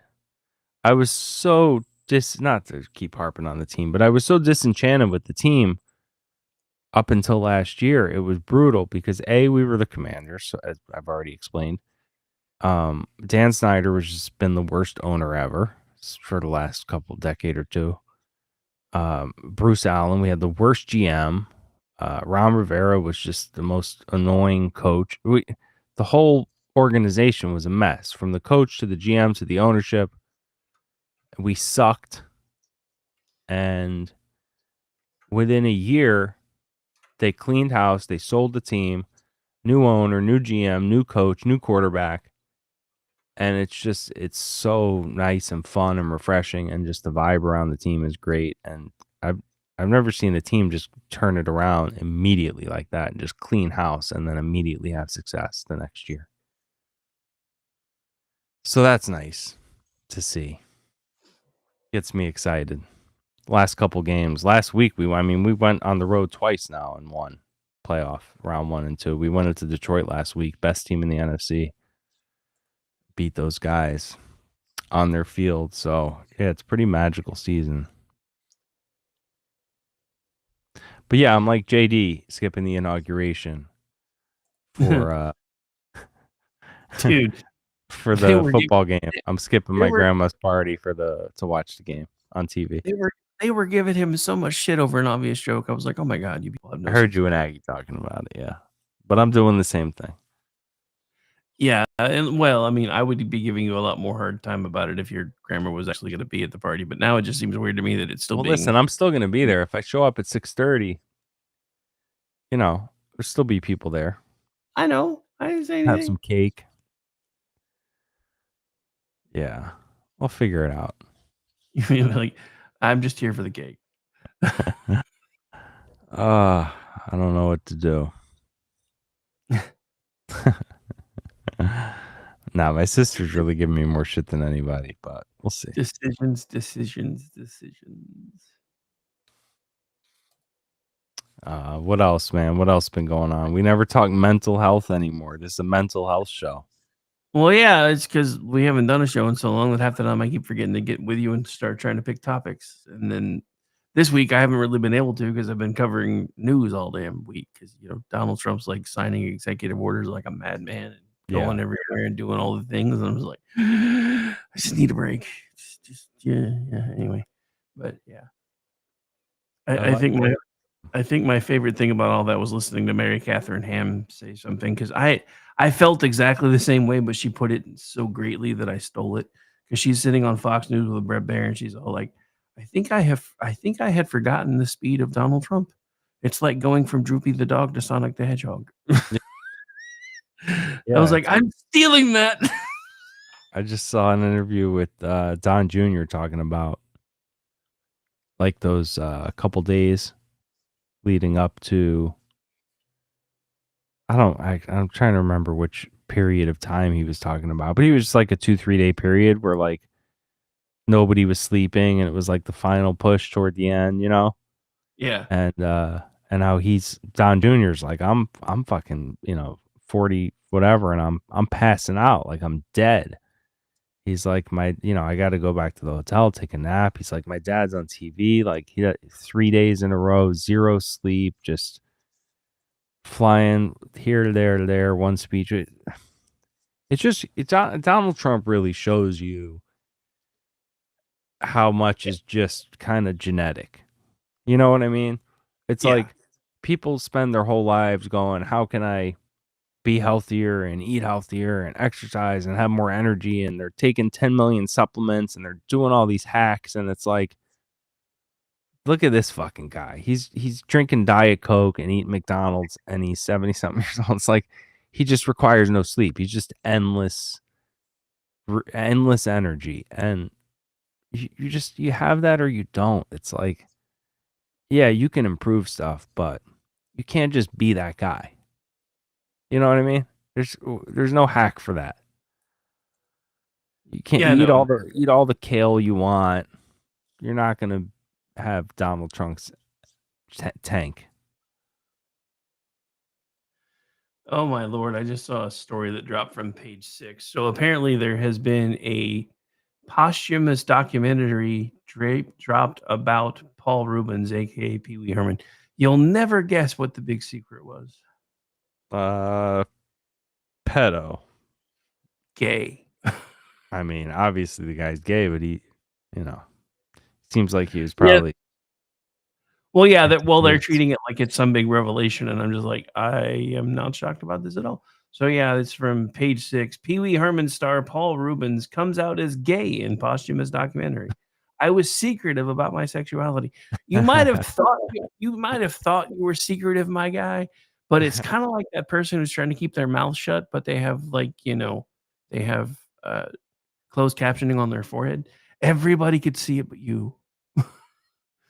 Yeah, I mean, it's interesting because I'm sure just like you growing up, it's like there wasn't openly gay people really, maybe out in San Francisco or something, but like in my town growing up, there was no like openly gay 40-year-olds, right?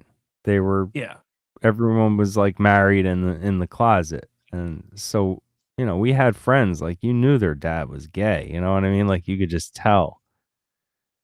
But you just those guys still conformed to society. You couldn't just be out about. You couldn't just be at the mall making out with your boyfriend, you know. But yeah, you got to figure. It seems like some revelation to say like, oh, this guy was really gay in the 80s or whatever. It's like, well, it had to be the same percentage of gay people. Like they were somebody. I don't know. Well, I I'm mean, not explaining that well, but well, I mean, this kind of came up last show, but I mean, let's be real. The whole, assuming the Bible is at least historically accurate, the entire reason that apparently the the towns of Sodom and Gomorrah were demolished was primarily because of that very thing. So it's been around for a while, one way or the other, whether anybody wants to admit it or not. oh, that's true. You bring up something interesting, which is of cultures of a while ago. Yeah, there are cultures where it was actually much more open, right? Like the Greeks and Yeah, Romans and all that shit. Roman. I mean, it's been Yeah. around for a while. So I Yeah, mean, it's that's actually well documented that there was a lot of gay stuff back then. Yeah. everything. I mean, if you want to get really technical, because of societal weirdness during Shakespeare times, we had our first transgender people that were actors. That's or at least cross dressers. That's one of the reasons why actors used to be laughed at and spat upon, because they were all men playing different parts. Rex in the chat said his grandparents lived next door to a gay couple back in the day, Bo and Wayne. Yeah, I guess there was always like that one. I remember like my mom's boyfriend there was a hairdresser lived up the street from him. He would cut everybody's hair or whatever. He was like a 60-year-old gay guy. There was a couple here and there. Yeah. Yeah, but back then it was just one of those things where it was kind of understood, but it wasn't really discussed. Like you saw two guys living together. I mean, the whole premise of The Odd Couple was that they were gay. Right. It was understated, but it was there. Rex said they were normal. The guy worked at a paper mill. You wouldn't have known he was gay if you hadn't met the partner. It's interesting. I used to think, I've actually changed I used to think that, like, especially as a younger person, when this topic are people born gay or they become gay, and I'd always thought like almost all the gay people are born that way, because I'm like, who'd want to be gay, But I've changed a lot on that. Not that they want to be, but I do think it's probably more of an even split, the nature versus nurture. I think there are a lot of nature gays, and those are the ones that, like, you just tell, man. You could tell when we were little kids, the guys that really did end up growing up to be gay. They just had that. There's that voice. You know what I mean? The voice and you can look at a face. You can look at a dude's face and facial expressions without them even talking and be like, oh, that guy's gay. Not all the time. But you know what I'm talking about? The way they it's a very nuanced thing. The way they kind of purse their lips or the way they're moving their eyes. But then there are those guys that you meet where you would never know. There's no inkling. There's no genetic anything. You don't pick up on anything. And then you find out like, oh, this guy's got a boyfriend or a husband or whatever. I think those are the somehow nurtured into it. That's my theory for the most part. I'm generalizing everybody, but I've come to kind of feel that way. No, I mean, you're not wrong. I mean, there's definitely a whole nature versus nurture argument going on with a lot of it. And Well, I think look, it has been shown look at pedophilia and other things. It has been shown that you can affect someone's sexuality as a child and give them this lifelong proclivity, Yeah. So I'm sure there are things that growing up could make a person homosexual. That only stands to reason. And I don't even mean through sexual abuse. I don't know what the formula would be, but I think that stuff is more moldable than I used to give it credit for. Yeah, I mean, I have no problem with gay people, by the way. Let me just come out and say that right now. I have no issue with anybody doing whatever makes them happy, but just as an aside, that's just an objective observation. No, really. I mean, it's just while we're on the topic. How No, did I we get on the topic of gay stuff? no telling. Oh, you were talking about who? Pee Wee Pee Wee Herman. Speaking of, people all thought Obama was gay, and now the whole Aniston story comes out. Hey, just because he's dating Aniston doesn't mean that she's not the one doing the pegging, bro. People are all saying this is like some cover they have because him and Michelle are breaking up, and they needed the Aniston cover to hide the fact that he is closeted homosexual. Yeah, I made a post about it that I thought would go further than it did, trying to be completely honoring, and it didn't work. I was sad. I even managed to work in an old joke from the '80s and twist it, and it still didn't really go anywhere. It's like I don't know which part of this surprises me more: the fact that Aniston and Obama are dating, or the fact that Obama appears to be a lesbian trapped in a trans body. Yeah, well, that's what's. I mean, you touch on something that's really common, which is a lot of these people switch genders only to be like a gay or a lesbian. Do you know what I mean?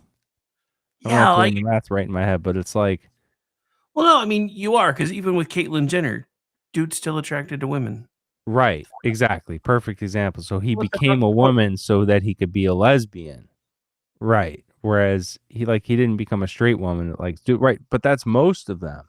So like most dudes that become women, not most, and maybe most, they're still into women. Right. He became a lesbian woman, not just a woman. He could have just stayed a dude and then I don't know. Oh, It's a deep rabbit hole to go down. yeah, that actually, we may actually dive into that one a little bit more on the next show, just because Speaking of mental health. find some research to go with it. Yeah. Yeah, it's very interesting stuff. Rex said he had a friend Bubba who was gay. I don't mean bi. He was a gay dude. I had one of my best friends growing up was gay, and I didn't know until he tried to convince me to start playing strip poker, and it was just us. I was like, no, I think I'm good. Well, speaking of what Rex just said there, is he said that he wasn't bi or whatever. You were saying some research. I was having this conversation. I've actually had this conversation a few times because I originally read this article. I want to say at least like 20 years ago. It was like Time or Newsweek or one of these magazines published this study where and by the way, there's been, because I've looked this up a lot since, there's been subsequent studies that say the same thing, which is they really hook up sensors like to your genitals to measure blood flow, right? People that identify as straight, gay, bi, men, women, etc., and show them different stimulus: pornography, straight stuff, gay stuff, lesbian stuff, etc. And the women who identify as straight, which is, the majority of women, it's like 80 something percent identify as straight. Of those, 80 some odd percent are still turned on by lesbian stuff. Meaning, and this is obviously, you see it in society, even a woman who would never date a woman or even sleep with a woman for that matter, she has the ability to at least be sexually aroused by another woman. And most women, will tell you of at least one, they made out with their friend in college, something like that, if not more. You know what I mean? You never hear a straight dude be like, yeah, me and, I sucked Gary's dick one time just to fuck around. You know what I mean? It's like, it's not a thing. But that's the thing, though. It's not a thing, but they keep trying to make it a thing. You keep seeing all these articles about these men's cuddle groups and shit. And I'm like, no. Okay, well here's why it's interesting, because here's the conclusion that's drawn. The straight men are aroused by the gay dude stuff at like a zero. It's like it doesn't even register as a statistic. So the conclusion really is that the bisexual man really is kind of a myth.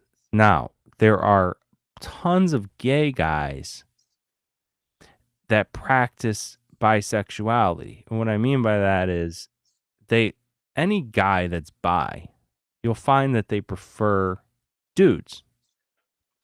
But just like how a straight woman can be aroused by a woman, a gay guy can be aroused by a woman. Do you follow me? Yeah, no, I get what you The straight woman prefers men, and the gay guy prefers men. But a hot chick can arouse almost anybody. That's the kicker. I So mean, you go, oh, well, this guy's bi because he sleeps with men and women. Of course. But if you put a gun to his head and said you could only have one, he's choosing dick. Just like that straight woman, if you said you can only have one, she's going to choose dick. But they have that capability. Whereas people that prefer women, real lesbians and straight men, want no part of the dick. It's in fact, it's repulsive. A true lesbian is repulsed. Just like I'd be repulsed. And I was talking to someone about this, and she goes, yeah, but like it would feel good, like if some guy was sucking your dick. I go, listen, if I was blindfolded and I thought it was a woman and someone tricked me, of course. But if I saw a guy, I would get like violently ill from it. And that's not me being homophobic. That's just my biological reaction to it. Whereas a woman who's straight, if like a hot chick went down on her, it would be a more arousing experience, even if, and that's not all. That's just the majority. There are exceptions to that. Well, then part of it is if you realize most of the people that are saying, well, it should be okay for a straight man to be with a trans woman, etc., are women, because they're looking at that from their perspective, because they do find women visually appealing and can be attracted to them, even Right. if they are predominantly straight. So they keep looking at that going, well, if I think a chick is hot, then you should be okay with dating a chick who looks Right. hot now but used to be a dude. I'm like, no. Right. Just no. Well, you know what you say to those women, and I've actually had the conversation. You say, would you find it attractive to see like two guys having sex? And they'll go, no. Well, it's kind of the same thing then. Right? Yeah. They don't want to see a guy with a guy. I mean, not that they're like, principled against it. They have no problem with it. I'm just saying they wouldn't be aroused by seeing two men together. But they would by seeing two women together in most cases. Women are just soft and sensual. Yeah, Rex said his theories were all mammals. We all like mammaries. Yeah. Yeah, there's something to that for sure. Women just kind of have that ability to be appealing to almost any sexuality. And men definitely do not. And that's not some controversial thing. That's been backed up by study after study. But I have no point to any of that. That's all right. I have offspring in my head now, so you and me, baby, ain't nothing. Oh, sorry. So I was really disappointed to find out that, 'cause speaking of offspring, so that song was really popular when I was working security, and that was back when I spent a lot of my time working security at clubs. So it was playing all the time, and I actually kind of liked it. So I bought the CD just because I wanted that one song, and the CD version was completely different than the remix version everybody else was playing, and I was pissed. I was like, the song is nowhere near as fun slow. What the hell? Yeah, their bigger song was that. What is it? Self-Esteem. Yeah, that one. And then I think the one that just the one that like completely like weirded me out and actually pissed my wife off at the time, there was a song in there called "The Lap Dance Is Always Better When the Stripper's Crying." Oh. I was like, you people are just wrong for this one. But I've always had a dark sense of humor, so I was laughing my ass off. My wife was like, "You're weird," and I'm like, "No, it's funny." She's like, "No, you're weird." I'm like, "Okay, but it's still funny." Yeah, no, it's both. It could be weird and funny. Oh, but yeah. Yeah, strippers, man, that's tough. Off-duty strippers are not happy people, that's for sure. It's because the cokes weren't off. They're like, I need another bulb. Leave me I mean, alone. yeah, just having to pretend to be into some fucking grimy dude all day. It's like people think that strippers would be like really bubbly and flirty and whatever, but it's the opposite. It's like they have to do that all day. You catch a stripper who's not working, and she's gonna be not bubbly and flirty. Yeah. It's true. There's a lot of that. Yeah, they probably feel fucking disgusting when they go home at the end of the day. Just fucking pervs just groping them all day with their dicks. Like, that's a tough gig. It's a tough existence, Rick. Yeah, there's I mean, not that I would have ever been able to pull it off anyway, but I would have never done it. Just saying. What, stripping? Yeah. Well, now it's now anybody can do it with the OnlyFans and the online shit. It's a wild world. It's the wild, wild west of stripping, man. Everybody can do it. Baby, it's a wild world. Dude, That's it's what I was nuts, thinking. too, 'cause, like, everybody has a fucking OnlyFans now. Like, there was I don't remember who it Yeah. was. It was a tennis star. She was quitting tennis, getting a divorce, and starting an OnlyFans. I was like, "Are you fucking Yeah. kidding I me?" mean, what's her name started when Drea De Matteo, the Sopranos actress that played what's her name? Fucking what the fuck's her name? I can't think of it, but I know who you're talking about. Adriana. Yeah. Yeah, see that I know people are really against it or whatever. Look, you don't have to come in contact with all these skeeve balls. You could do it at on your own schedule, whatever. They're not all being fully like, they're not all like fucking on there. Some girls are just like showing their boobs and stuff. Listen, if I was some hot young 19-year-old and I could make $1,000 a day showing my titties online, I don't know. No, I mean, I don't have an issue with it at all. I never really have. I mean, because that's the whole thing. It's not like you have to participate. You don't have to go to their OnlyFans. Yeah, these girls they're not being trafficked. They're independent contractors. They're not, yeah, it's not like they don't have some pimp, right? They could go on Sunday morning, make a video, and then not do it for a month. They can do whatever they want. Do I think it's probably overall good for society? Probably not, but I guess, yeah, in other words, to actually be a stripper back in the day, or even now, that takes a unique type of broken person, really, for the most part. You're going to show up to a strip club every day, physically be there, and that's your 10-hour gig. Versus having a camera in your bedroom and teasing your titties. There's a lot of regular people doing that. I think they all get lumped in as one thing, but it's got to be tempting. It's got to be tempting if you're young and pretty and you're going to make way more money doing that than you could most anything else. Yeah, I could see it. I'd be tempted in that position for sure.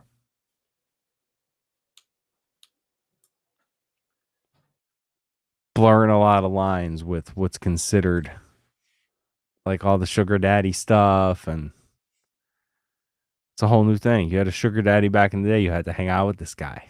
Now it's like, I'll just send you digital stuff and you can pay my rent.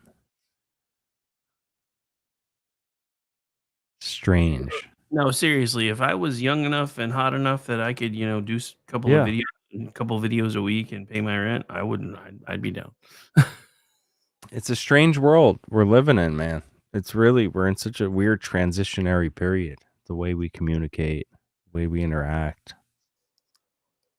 Just speaking of that, this will tie into mental health a little. I've been watching. I don't know if did you watch The Walking Dead? I did, yes.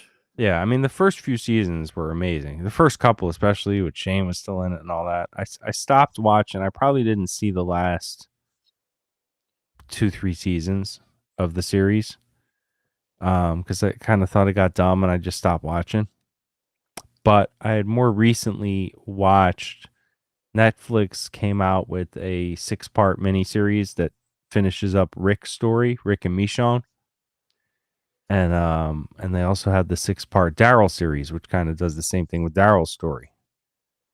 And I was thinking about something watching them. I've thought about this before, which is, people kind of Actually, like. those came out on AMC Plus first, and there's actually a second season of the Daryl one. Oh, is it out already? The second Daryl season? Yep. Wow, I would watch It hasn't dropped on Netflix yet because it won't until the third one starts. Oh, yeah, it was good. I like Daryl. The Rick and Michonne one was specifically just a short run series to finish up their storyline. That was originally supposed to be a movie. COVID messed it up. So I enjoyed it. But yeah, I think the draw with a lot of that genre is people like to kind of put themselves in that situation and fantasize about, when you watch certain things, that's kind of the draw, is kind of living vicariously through what these people are doing. And people kind of like to fantasize about what would I do in this post-apocalyptic world, like how would we live and get resources and all. But I think there's a real appeal, ironically, with this stuff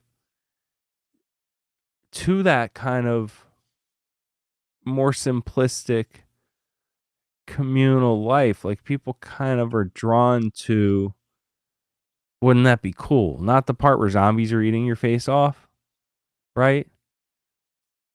But we are all kind of prisoners to this tech and these advancements and the structure that and I think people kind of think, oh, it'd be kind of neat, wouldn't it? To have this like quiet post-apocalyptic world and like get a cool commune going and, grow our own shit. And it's like, dude, it's way more free other than the part where the zombies are trying to kill you, right?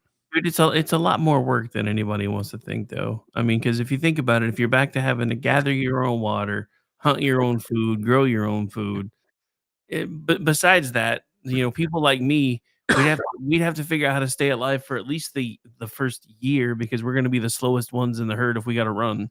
'Cause I'm old, fat, The and first bald. couple years would be the worst, and I'm no fucking survivalist. However, if you live near a freshwater source, you've already beaten, you just fucking boil your water. It's 90% of it you live near a lake or a river or something, you're good. But yes, yeah, it would take you got a cool community.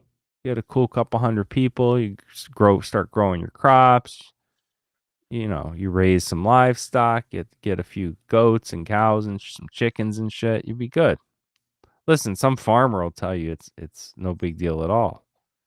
I mean, that's the thing. We all lived like that for thousands and thousands of years. And then we all very recently became like disconnected from it. And now 90% of us have no clue how to even do any of that shit. But yeah, I think we're kind of drawn back to it in a way. It's like we're hardwired for that. We're supposed to be planting things and making things with our hands and part of these communities, and this whole weird system we have now is just brand baby new, Yeah. Borrowing money from a bank to buy a property and like driving these things. Like we've been doing this for fucking 2 seconds. Everyone else was riding around on horses and growing their own shit up until 2 seconds ago.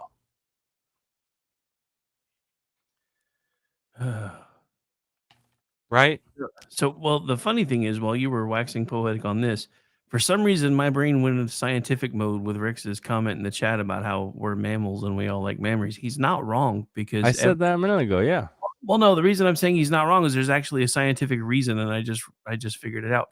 Because especially if you were breastfed as a child, the mom receives an oxytocin boost from the breastfeeding. So does the baby.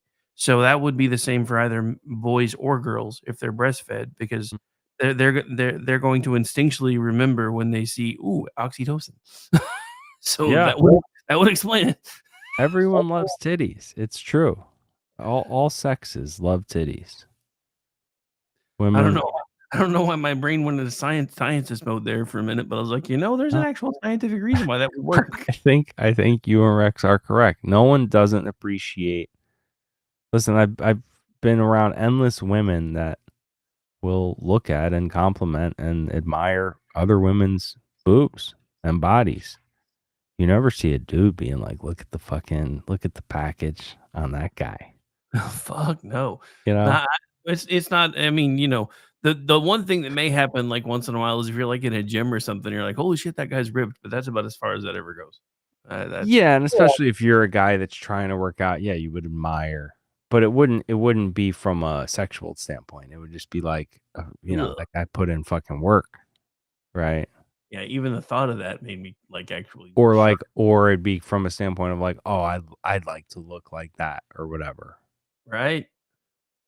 but not from like a damn, she's sexy. Like women will compliment each other all the time, be like, oh, that girl's sexy, Bring it back to that. Circle back to the titties. Bringing sexy back. Oh wait, sorry. But yeah, I've always liked kind of daydreaming about those scenarios, like the zombie apocalypse type scenarios. And I think there's a draw. There's some natural genetic built-in draw to that lifestyle. No, I mean, and you're not wrong. I mean, there's like an entire niche now of survivalists. It's been a thing for a long time, and I think with everybody starting to like with the spring up of the zombie genre kind of coming back, because I mean, it was a thing like in the first 50s, then the 60s, and then it went away for a while, and then like late 70s, early 80s, it kind of came back again, and then in the 2000s, it came back with a vengeance, man. I mean, how many offshoots of the Walking Dead have there been? How many other similar shows has there been? There's been like Z Nation. There's They're been finally making the I Am Legend second movie that was originally going to be a prequel. I thought that first one was great. One of my favorites. Yeah, that was actually really good. I didn't know the second. I was wondering how they were going to work the second one. I didn't know it was supposed to be a prequel. So they're going to make it like where he didn't die or whatever. I think they were originally going to do because the book covers more. They were going to do more of the prequel, like when the first outbreak broke out. I think was originally going to be. But now he's too old. Like he can't play the younger version of himself. I don't know. I thought that was one of the better ones, though. I think in the book, too, they're more vampires than they are. But the movie actually adopted some of that. If you notice, those zombies in I Am Legend have a lot of vampire qualities. They can't come out during the day. The sunlight kills them. Yeah. Shit like that. That's because they were more vampires in the book. They kept some of that in there. Yeah, World War Z. What was the 28 Days Later was fucking great. And then 28 Days Later was awesome. The sequel was trash. Yeah, the first one was much better. I thought the sequel was okay, but the first one was much better. And what was the one where they were in the mall? The remake. You're talking about Night of the Living Dead. Yeah, but the one with Ving Rhames in it. Yeah, I thought that was pretty good too. Yeah, that was a remake of Night of the Living Dead. Zombieland I liked, Woody Harrelson and that one kid, Eisenberg. That's his name. The part where Bill Murray dies. I was like, no. The Bill Murray scene's the best. Can't believe you killed Bill Murray. They think he's a zombie. It's like it's really him just playing himself, living out in his fucking mansion. That's the thing with these shows and movies is all these houses wouldn't be empty. I mean, I understand most people are dead, but like a lot of people would just they figure it out. You have some nice property. I always think when I do the daydream, the best spot to take over would be like a resort. You get enough people, find some nice like ocean town resort, unlimited fish. You got all the rooms and beds and everything you need for your whole crew. You could just turn that place into like a compound. You build a tall enough, sturdy enough wall or fence around some hotel property, you're fine. These things can't climb. You're good. You just have to worry about other people. I don't know because I know you. I didn't. I know you didn't watch till the end of The Walking Dead, but there towards the end, some of those zombies were getting fucking smart. They were figuring out how to climb and open shit and everything. It was weird. Well, the World War Z zombies, they could fucking climb. Those things were like super fast. Yeah. Walking Dead, it's funny. Yeah. Walking Dead went from like, if there was a zombie coming down the street, it was like this huge deal to like them just casually walking around. Like they're not even really worried about them unless they get too close. It's like they're just walking really slow, like no big deal. Oh, sorry, I got distracted by something. Everybody's starting to ask Rock what famous actor they would be. I kind of like mine. I got Bruce Willis. That's a pretty good one. Pretty cool. Yeah, Grok's very complimentary. I asked him what movie character I'd be the other day. It said I'd be John Wick or whatever. I didn't even tweet it because I was like, this sounds like a tool saying I'm John Wick. I don't know. I could see it. John Wick's kind of chill until he's not. I was like, it's lame. Grok has some work to do. So you're saying I'm not Bruce Willis? Listen, I was speaking of my Redskins, Jaden Daniels, the quarterback. I was tweeting the other day about Jaden Daniels and like saying like complimentary stuff about him. And then a couple hours later, people were doing Grok, draw my dream girl or dream guy or whatever. So I did draw my dream girl, and it was like a black lady with Jaden Daniels' face and a fucking mustache. And it was like 3 out of the 4 pictures she had a mustache. I was like, oh, Grok thinks like I really love this guy. Like he made my dream woman look like Jaden Daniels. Even down to the facial hair. So it's like, AI still got a ways to go. It's not perfect, but so that was something that kind of tripped me out this week was the announcement that apparently we've started a new Stargate AI program. I was like, we've done what now? Yeah, what's that all about? Funding what now? Oh, they're working on designing the first artificial superintelligence. Sounds fun, right? For anybody who wants to know what that is, that's Skynet. Yeah, and I mean, what I always think about too is we don't know what the fuck these other countries are doing. You know? No one's regulating them. What's China working on? What's North Korea working on? What's Russia working? Like, we don't know. Well, and that's kind of the only reason why I'm okay with us finally deciding we're going to do this, because if anybody's going to do it, I would kind of rather it be us. And China's already light years ahead of us in this shit because they don't have the energy restrictions that we have as far as how we can get our power, which is one of the things that I loved in one of the recent confirmation hearings. They were one of the people asking questions. I don't remember which hearing it was like, well, you admit that we're in a green energy race with China? He said, no, but I'll admit we're in an energy race with China because they don't give a shit where they get theirs from. Ours has to be green. Theirs don't. It was like, that's the perfect answer. Yeah, but well, apparently they do not have the access we have to the chips. Those like the NVIDIA chips and whoever else makes NVIDIA makes most of them, I think. But the processors that are required for the AI, apparently that's the bottleneck that China and these other countries have, and that's the issue because they have to get those from us, and they're not making them the way we are for now. Well, I don't know how much of that I believe though, because we manufacture most of those chips over there, and anything we manufacture in China, they own the intellectual rights to. Right, but they don't own the actual hardware. But if I'm just saying, if they can clone an F-35, they can clone an NVIDIA chip. So I don't believe that. Oh, of course they are making them and they are cloning them, but they don't have the capacity we have as of yet. It's not to say they won't. You know, I'm sure they're working day and night to boost up those operations. I mean, to ramp that up, there's no question. But yeah, I mean, that's what's scary to me is it doesn't have to come from us. You get one crazy ass scientist up in North Korea trying some shit he shouldn't be.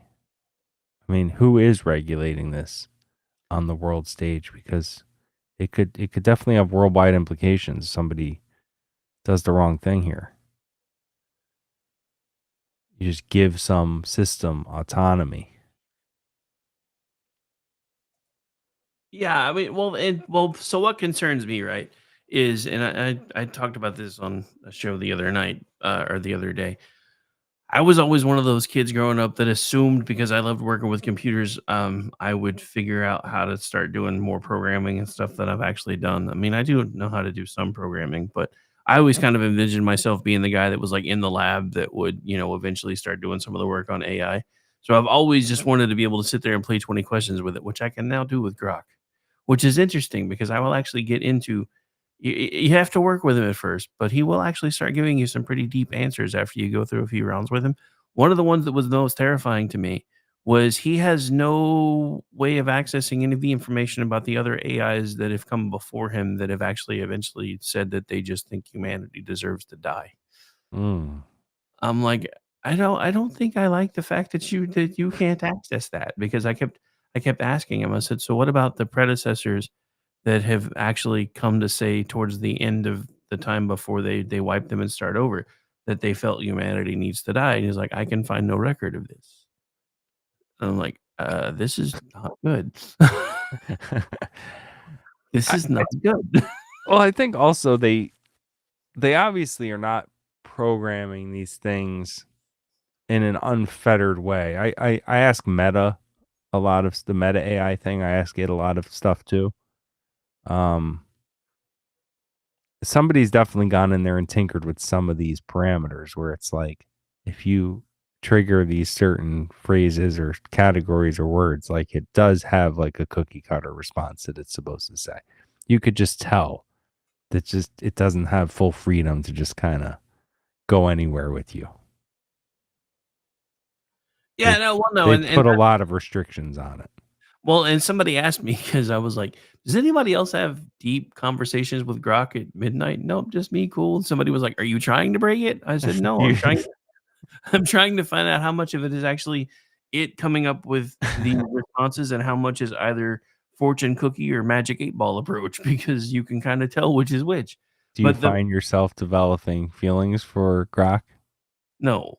Like at 1 in the morning when you guys are having like intimate talks? I didn't say intimate. Well, No, you it's not. showed me on our last show, and I've seen a lot since. You were showing me that robot girl, the robot AI girl, Yeah. and I see a lot more of those videos lately. There's a bunch of different ones. Yeah, that's when it's gonna get weird when they look like people, and then you can sit and have those Dude, conversations. all I'm saying is an optimist for the chores and one of those, and I'd be set. Yeah, I mean, it's gonna replace real intimacy for people, and I think for us it seems strange. So like for me, okay, because we've lived in this world and we've had real human relationships, and so I would go, well, there was that movie Lars and the Real Girl. There's been a few of them like that, to be honest, but I go for me, yeah, obviously I can't imagine developing real feelings for some robot, but if you're a kid that's born into that in the future, I don't know. Like, what if it really becomes indistinguishable? You know, what if it's that good? What if that fucking robot in your room really is indistinguishable from a human? Like maybe they have to come with some special mark on them, so you, but whatever. But with that, when you're sitting there talking to this woman, it's the same exact as if you had a real chick in there. Would it be would it give people the same amount of satisfaction and gratification?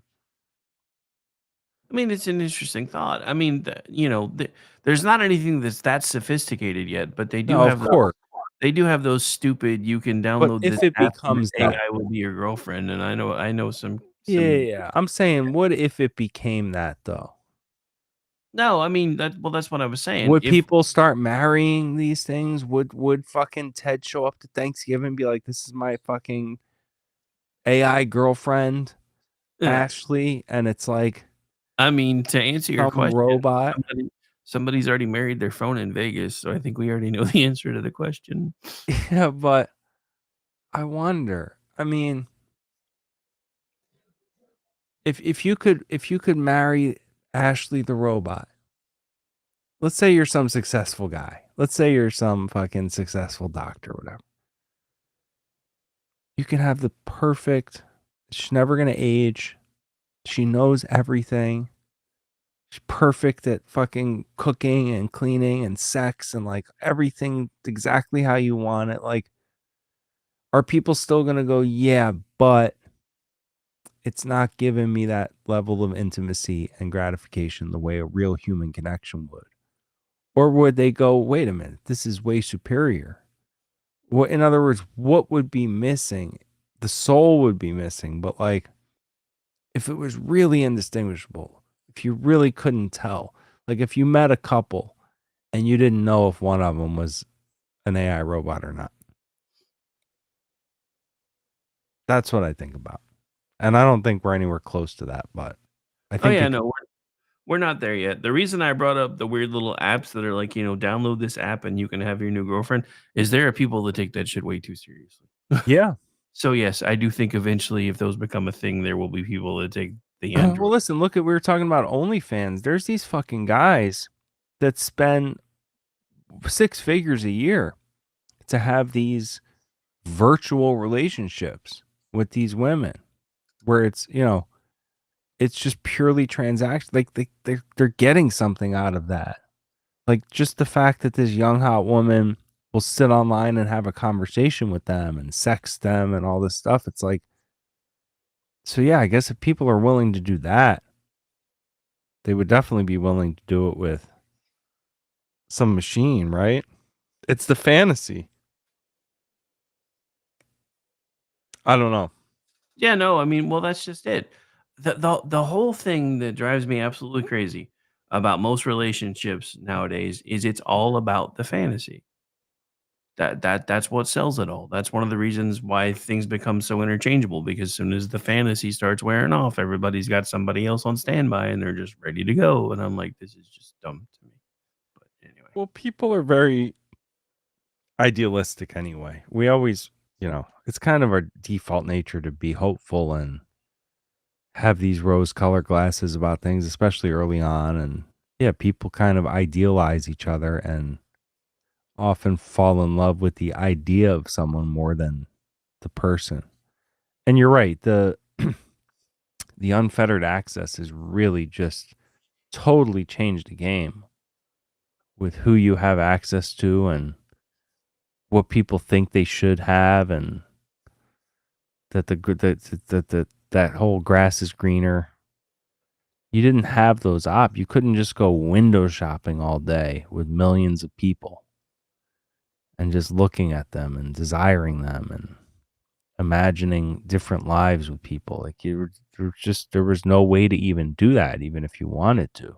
You could go to the local bar and look at some girl's titties, right? You could put on Baywatch and look at Pamela Anderson, but you couldn't go online and look at millions of real people and then interact with those people. And yeah, a lot of them, they're charging you to do it with if it's OnlyFans or whatever, millions of women on there. You look at the thing that they're telling you, $100 for the day, I'll give you the girlfriend experience. Like, what is that? Yeah, it's really changed intimacy and the way people interact, and we really are going through this strange transitionary period. And I wonder how I think about a lot how it's going to all pan out. Well, you know what it kind of reminds me of as far as like the virtual intimacy thing. Remember the scene in Demolition Man where he thought he was finally going to get the nail? Yeah, and he put the sensors on his fucking head or whatever. And that's honestly kind of what it reminds me of without the extra technology. I think in a lot of ways that's kind of where we're headed, at least for the short term, because I mean let's face it, nobody's having babies anymore. If you look at the world's population, every bit of the world's population is on a decline. Yeah, because it's all just become about gratification and nothing else. I don't know. It's just like I said, we live in a really weird time because it's almost like we're on the cusp of becoming something amazing, or we're gonna become a Monty Python skit, and I don't know which one we've picked yet. Yeah, I mean that's what a lot of scientists think happens when you reach this stage. Well, That yeah, I mean, Jeff's talked about it on his show because there's this pinnacle of evolution where you start getting past this certain level of technology, and that's why he actually has a theory that we are probably the most advanced civilization in the galaxy, even if there are other civilizations. Because once you get to the point where you are as advanced as we theorize other civilizations might be, 99 times out of 100 they destroy themselves. right. Yeah, and then there's trillions more galaxies, so who the fuck knows what's out there, but it wouldn't shock me if just in our Milky Way that was the case. I think yeah, and we talked about this on the last show, I think, but yeah, the computer technology has surpassed all of our other tech. And I think that's the weird transition that everyone's going through is we kind of have one foot still in each world. You know, we're not flying around in jets and cars and teleporting and fucking we don't have all this magical tech at our fingertips. We're still driving cars and using the same medications and fighting fires with water hoses and all that type of shit. But then we have these supercomputers in our pockets and we're doing all that stuff we just talked about a minute ago. And it's like we're living in this crazy advanced space. But then we're still kind of the same in every other regard. Well, I don't know how advanced we are. You know, when we're all hopping in our own little ships and we can all just go visit the moon for the weekend or something, and well, it'll kind of match up. that's just it. Orty and I kind of touched on this with Jeff in the last juxtaposition. Basically talking about, I don't remember the exact word that they used, but I think it was called a breakaway society. That basically there is a more advanced society basically here, and we are the less advanced of the two. And one of the reasons why we have these weird leaps where all of a sudden there's new stuff where nothing was before is occasionally they'll kind of some of their stuff will seep through. But taking that into a slightly different direction, I do believe that there are technologies that we, as far as everyday average people, are not allowed to access yet. Like those drones that were in the air for forever. Apparently, there's a theory going around that they have some sort of a magnetic induction drive, and apparently, there's only two countries that have that technology, us and China. But it's only being used currently for military applications. So, I mean, I do think that there is technology where we are a lot further advanced than we think, That's but true.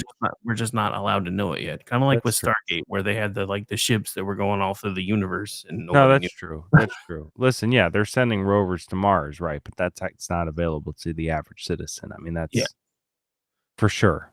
Yeah, it just hasn't been implemented. That's where last week when I was saying that we don't have any real tech advancements other than computer tech. Right. They do. We just, as a society, don't. Sorry, all of the hate Mitch McConnell memes are out in force tonight since he voted no on XF. You're such a multitasker, dude. Somebody posted the blue whale's anus can open 3.5 feet, making it the second largest asshole in the world next to Mitch McConnell. Oh, that's funny. Dude, I do this all day, every day. So it's just one of those things where I can, and part of it's because of the work that I've always done. Multitasking has always been something that I've had to do. First, it was because if you didn't multitask, you could wind up dead. Second, it was because if you didn't multitask, they would fire you because you had to do 14 things at once to be able to keep your job. Yeah. Which is the other thing that drives me nuts when everybody's like, you get paid more than you should. I was like, have you done my job? When's the last time you've been able to sit at a computer at the same time, talk on a phone, keep up with a chat, go through your scripts, make sure you're giving everybody the right information, and respond to your emails all in a timely fashion while you're on a 5-minute phone call? Because if you can do that, and you can do it for what they were paying me, then go have at it, because I wasn't being paid enough. That's why I retired. Yeah. But That's anyway, true. because it's all like that now. It's all so much about efficiency that everybody has to do like the work of 5 people anymore. And I'm just like, Well, that's where AI is really going to take over, though, huh? yeah, I mean, honestly, I'm kind of ready for it. I mean, I will admit another reason I decided to retire is even before my ex-wife left, there was one morning, and I think it was a weekend. She realized she forgot to pay one of the bills. So I'm laying in bed still asleep, and she's on the phone, and apparently she was talking to a bill pay computer, and it sounded like a person, like an actual, like there was no weird pauses, there was nothing. Like I'm listening to the other end of the conversation because it's on speaker. And I swear to God, I thought she was talking to a person. And then at the end of it, it was like, "Would you please stay on the line for a survey?" I was like, "Holy shit, that was a computer?" Dude, I got to get out of the work I do because they're going to replace us all soon. Yeah, that kind of stuff, customer service stuff, that's going to be one of the first ones. All these, I mean, shit, man. Even all like the all the outbound calls, all the outbound sales calls and stuff like that, that's all going to be Well, I AI. mean, hell, Within a decade, for sure. half the unknown call shit I get anymore is from AI voice generated computers saying, "Hey, this is such and such," and blah, blah, Of blah, course. blah, blah. Even when you call something, you have to get through 19 prompts of that shit to get a real human on the phone. But yeah, we're almost getting to the point where there won't be that ultimate real human picking up unless it's like something malfunctions, you Well, know? and that's the funny thing about the whole fight for 15, because now there are completely automated fast food restaurants being tested all throughout the country. Right. Well, and automated even delivery. They have the drones delivering, but they have those driverless like fucking motorcycles and cars and shit too. Like, yeah, there's not gonna be people making Well, your food, delivering your food. well, and the other thing is, I noticed this the other day, and it kind of made me die a little bit on the inside because, with everything the way that it's been, there's been this whole gig economy that's popped up. So people will go drive for Uber, they'll do this or they'll do that. Now Uber and Lyft are testing automated vehicles. I'm like, so you're Right. about to take another form of income away from people, and then you guys get to keep all the fucking money. That's even worse. They will 1000% be all driverless in the future. Of course. Why would they want to pay somebody? I mean, well, this brings up the only question that I have, because I have never really been a fan of universal basic income and those kind of things. But when you've got AI making your food, when you've got AI bringing you your stuff, when you've got some form of AI running all of your errands, when you've got AI taking over cab jobs and doing the bus driving thing and all those things, how are people going to get paid? What are they going to They're do? not. And you're 100% right. And I always have said this forever that we will, if you fast forward civilization far enough, it has, I hate saying it, but yes, it will be communal living, communism. That's what it has to. It has to become that because there won't be, you can't, yes, capitalism. I'm as capitalistic as anybody, but if 90% of people, there are no jobs for them to do, and almost all resources are infinite, then yeah, what do we fucking do with our lives? And you have nowhere to go but to those post-apocalyptic communes that I daydream about. Really, that's all people are going to be able to do. You grow the corn, I'll fucking grow the potatoes, right? It's like, what else is everyone? You're not going to be able to. There will still be some jobs, but yeah, and maybe the population going down in that regard, but the population is going to be way higher than the available employment. Well, So yeah, I don't know. Yeah, well, yeah, it has to become a more communal type thing because there will be no other way to exist. Well, I mean, so the thing about it is, and this is one of the arguments that's been all throughout history, because whenever the automobile was invented, everybody said you're going to put the blacksmith out of business, and they did, because now it's kind of, if you know how to do it, that's great, and you can do it sometimes. And now if you know how to do it, You can use blacksmithing to make all kinds of cool shit, turn it into art, and make a fortune. But if you don't, then that's kind of a profession that kind of went away.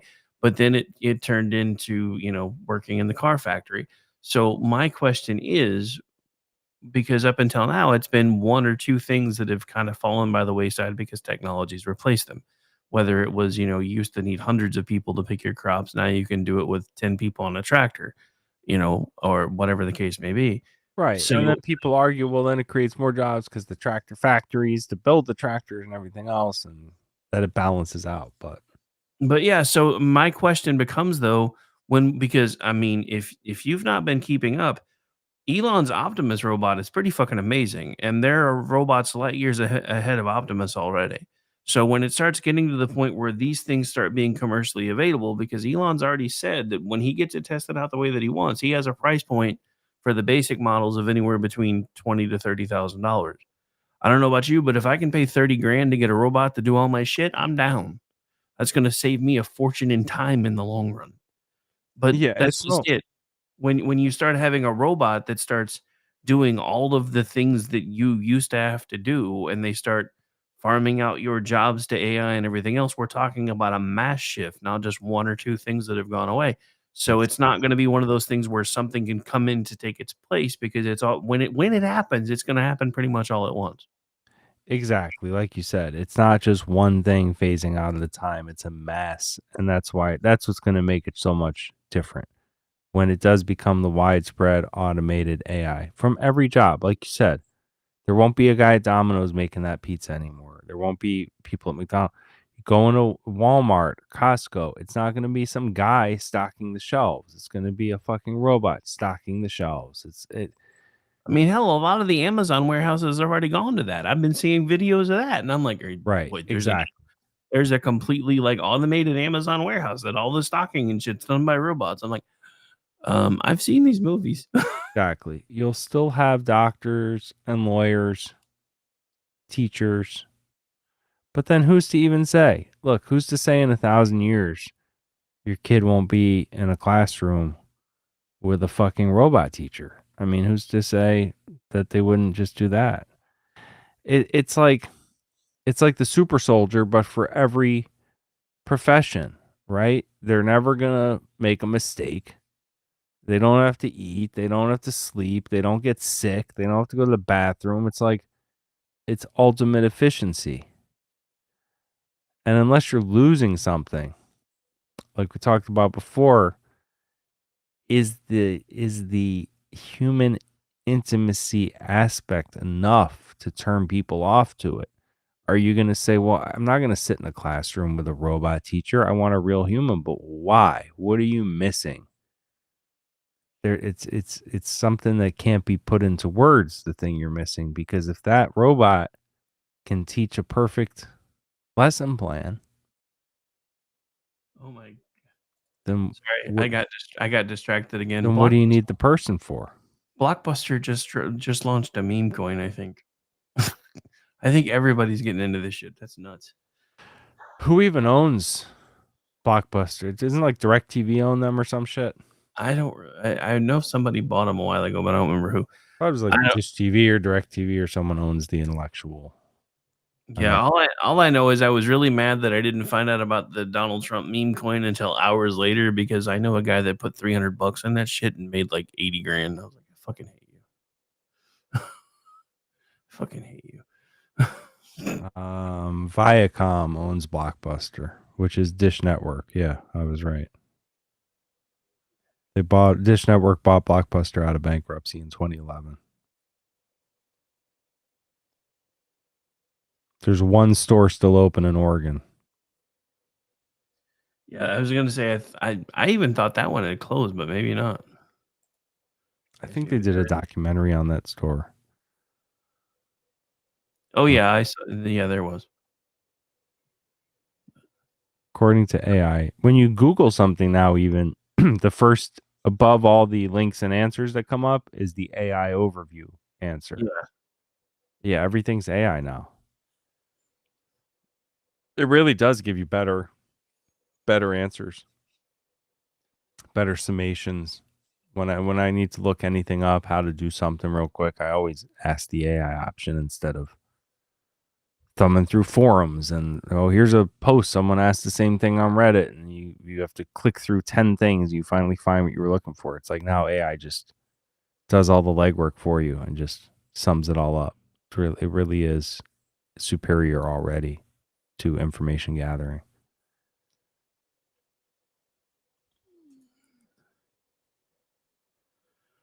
So I mean, yeah, I mean, it definitely has uses. I mean, it's been useful to me. I mean, because I've never been good at art, but since I'm pretty good at describing things that I wanted to make, eventually I can get it to do some pretty good graphics and stuff for me instead of paying somebody else hundreds of dollars to do them. So I mean, it's definitely useful. I'm not sure how ready I am for it to basically run the entire world.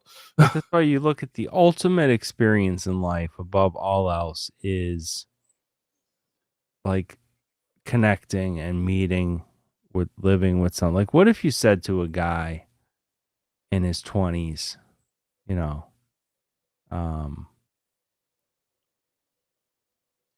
or, you know, let's say a 30-year-old guy, he's looking to meet somebody and settle down. Like, I guess, you know what? If you want kids, that's actually going to be the biggest, right? Now that I'm thinking about it.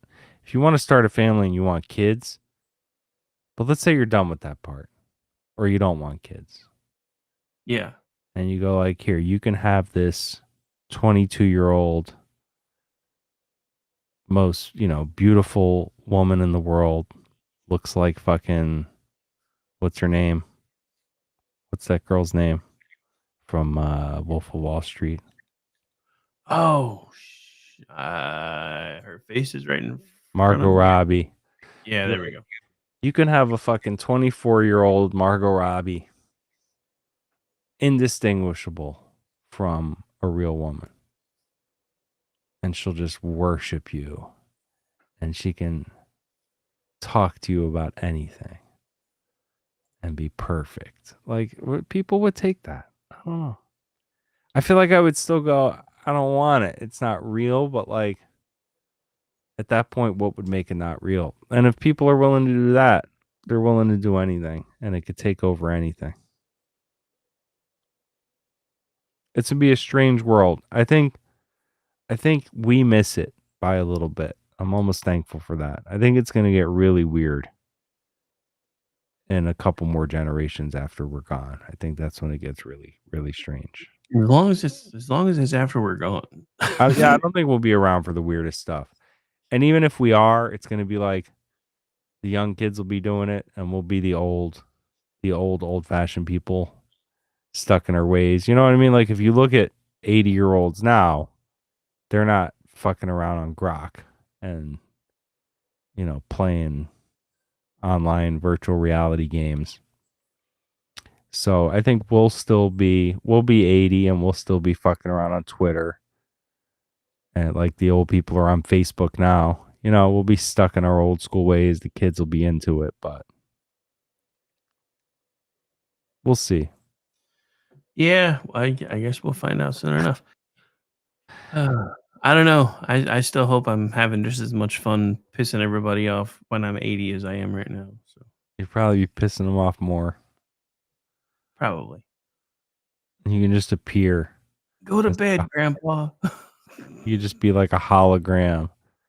And some like that'll be like the new podcasting. Like the guy will be like in your room as a hologram. See, that just sounds creepy. But you're probably not wrong. We are. There's no question.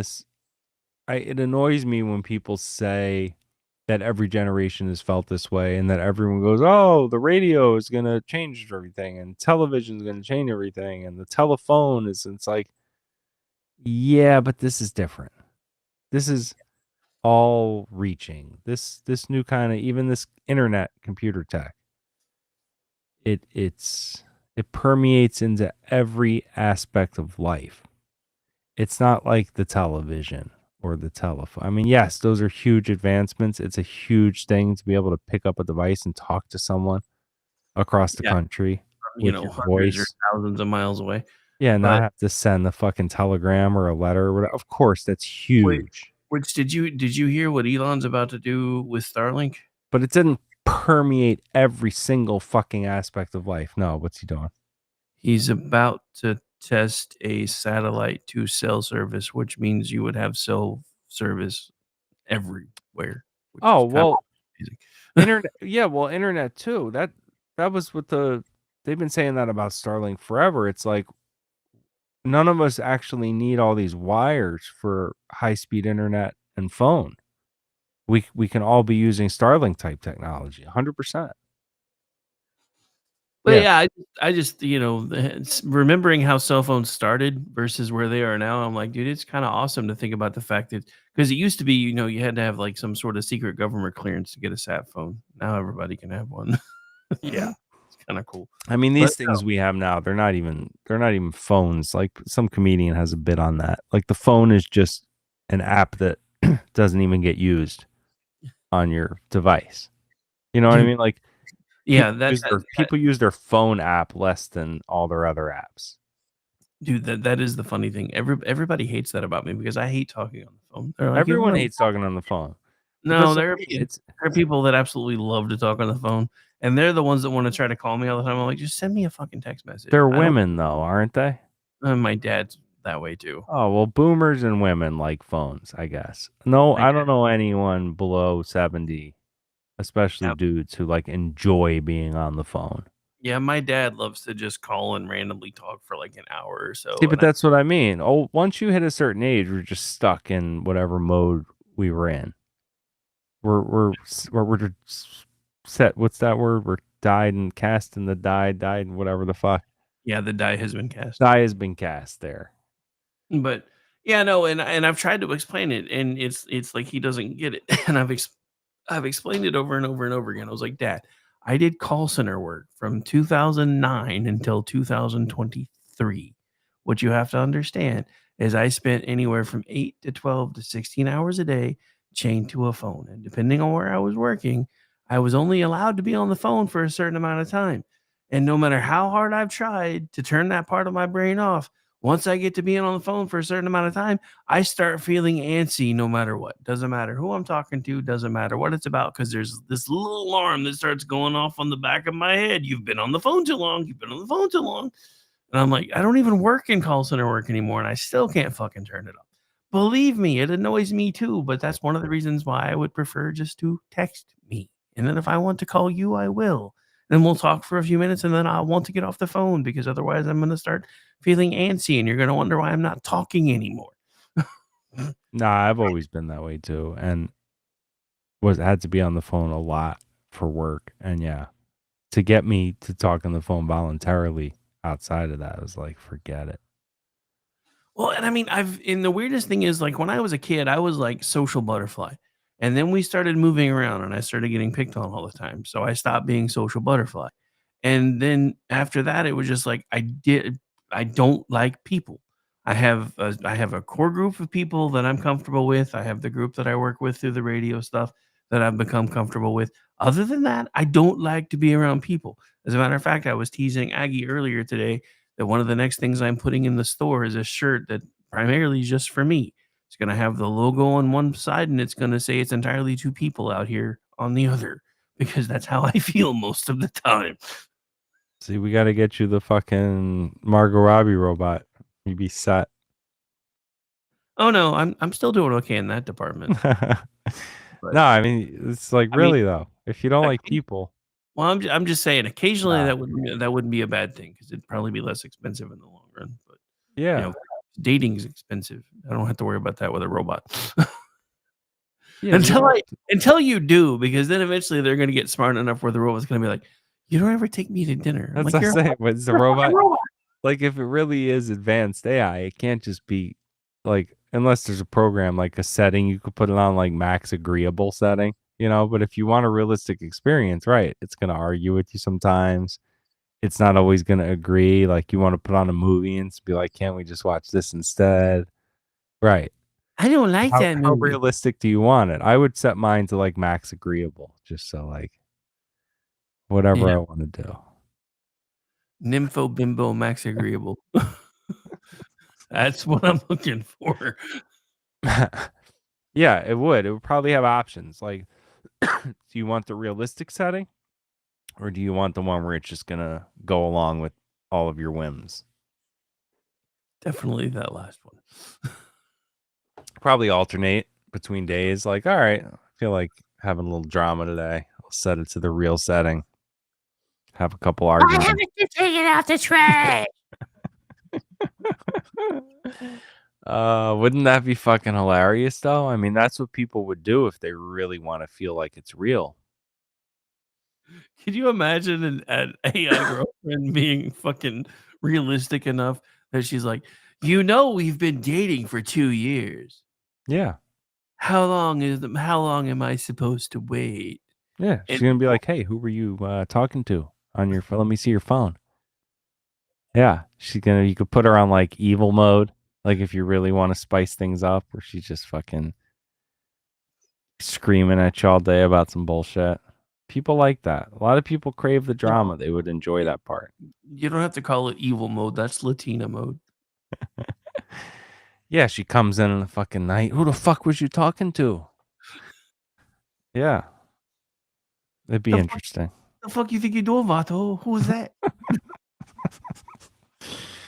Oh man. The possibilities are endless. And also really scary. Yeah, I think listen, we talk about all these fun, lighthearted aspects of it, but the parts where the really it's endless. I mean, the benefits will really be endless.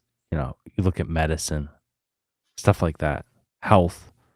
They're talking about now. Everybody's freaking out because Larry Ellison, right? They were talking about the AI health screening tool. Yeah. Excuse me, wasn't that Demolition Man one of those movies you could just step in? A lot of sci-fi movies have had that where you can kind of like step in a machine and get scanned. Yeah. And it just tells you like it's been a thing for a while. Right. So that type of shit would be amazing. Of course, imagine you could step in a machine and it just like it could tell you every little fucking thing that's going on everywhere in your body and your brain and understand this is how to correct it and make adjustments and whatever. I mean, look, we go, how come we can't cure cancer? It'll probably be AI that cures it, right? Because like, I mean, the computing power, what they would call the brain capacity of one of these things, like, how could it not figure that out? Like, here's how to kill cancer cells without poisoning the host. We probably will get a ton of benefit and advancement if we figure it out correctly. That's the kind of stuff I think will be the most beneficial. Yeah, it's just the health and wellness. But I mean, so this is the part that worries me, right? As AI becomes more prevalent, we do start building, more and more androids, robots, whatever the hell. I mean, I don't know if you've seen this, but it's like in China and stuff, they already have a lot of humanoid style robots. And one of the things that I have seen, and this is during like their testing phase, like they will build different types of, two-legged, three-legged, four-legged, whatever. We talked about that. Yeah, but I'm just the reason I bring it up where they're kicking it. Yeah, where they're like kicking the shit out of it. But the reason I bring it up is, do we really is that the best way to teach a robot how to have balance? Because eventually, what happens when they do become smart enough to realize that we've been abusing them? Right, gonna teach everybody. Oh, these guys all want to kick you when you're around, and someone's inevitably gonna try to fuck it. You know what I mean? Someone's gonna try to stick their dick in that thing. It's all kinds of problems. Yeah, you got to have something built in where that those things aren't judging humanity based off individual experiences, because they're gonna run into all kinds. Right? You send that thing out to deliver something in the wrong neighborhood, and it's gonna think we're all a bunch of fucking violent, crazy people. And it's going to tell all its friends that we're bad news. And then we end up in Terminator 2. Dun, dun, dun, dun. Yeah, no, it is true. You bring up a good point. I mean, it's just terrifying to think about, because I mean, we don't even treat our own species well what are we going to do as we start creating these things that are going to eventually, I mean, in order for there to be an artificial super intelligence, that predisposes that the damn thing is sentient, at least as far as an artificial intelligence can be, which means it is nearly on the same level that we are, and in some cases may even surpass us. So, with as badly as we treat each other, imagine how we're going to treat that. I Well, don't not see only how. that too. If everybody correct, and if anything or anyone for that matter looked around objectively at human behavior around the world and what we do and all the crazy shit that people do, just here in this country, look at all the criminal, disgusting criminal behavior that takes place daily, all day. If you just objectively looked at that without the nuance of being able to understand it and justify how certain aspect, right, if you just looked at it on paper, you would go, these fucking beings are sick and cruel. Well, I mean, and, and like and the worst part about that though is it's not even a new development. You've got all these fucking leftists that try to convince us that before the white man got here, America was a utopia. These tribes were killing one another of course, I on the mean, daily. it's right. I mean, it's never been more peaceful really than it is today. I mean, all humans have done throughout human history is fucking slaughter each other And that's on huge scale. But yeah, from slaughtering civilizations to just yeah, to all the just, murder and rape and stealing and and I mean that abuse and child abuse and on and on and on and on. If any entity looked at that objectively, they think there was a lot wrong with us for sure. I mean They'd have to it'll have to have a way to distinguish. it's just all of it's just really, really just meh to me. I mean that's just like to think about it from that perspective. I mean, there are so many like, and this is one of the things that drives me crazy about all the Native Americans that are starting to pop up now that we're actually starting to deport the illegals. Well, I guess I'll be the only one left here since I'm the indigenous person. Like, dude, you ain't indigenous anywhere. Your people just invaded first. Just Yeah, because I you've mean been here that's what I was longer gonna say. doesn't mean you're indigenous. Right, and for us to assume that Indian Native Americans were the first people on this land is insane too. I mean, we don't fucking know. Well, that's just it. There's actual documented proof through history that the tribes that came here were nomadic and they actually started from another continent. There was a land bridge at the time that they were able to cross over. So, Of no, course. they weren't born here either. They came here just like the white folks did. If you go back far enough in history, we know that all of humankind has a central starting point. It's in Yeah, Africa.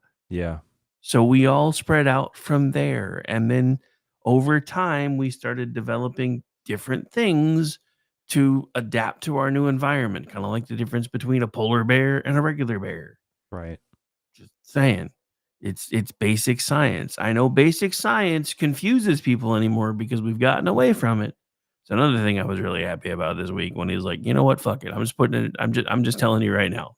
It's the law. There are only two genders. I was like, dude, finally. Jesus, can we make all this shit stop? Please. Yeah, But I yeah, there has been a lot of interesting winning this week and a lot of whining too. I mean, I'm not 100% happy, but I'm still back in the camp of if I'm 80-20 on your side, then we're gonna figure it out. And so far, I've been more than 80% on Trump's side, so I think I'm gonna be okay. I like the idea. It's one I've been calling for a long time, which is being able to treat cartels.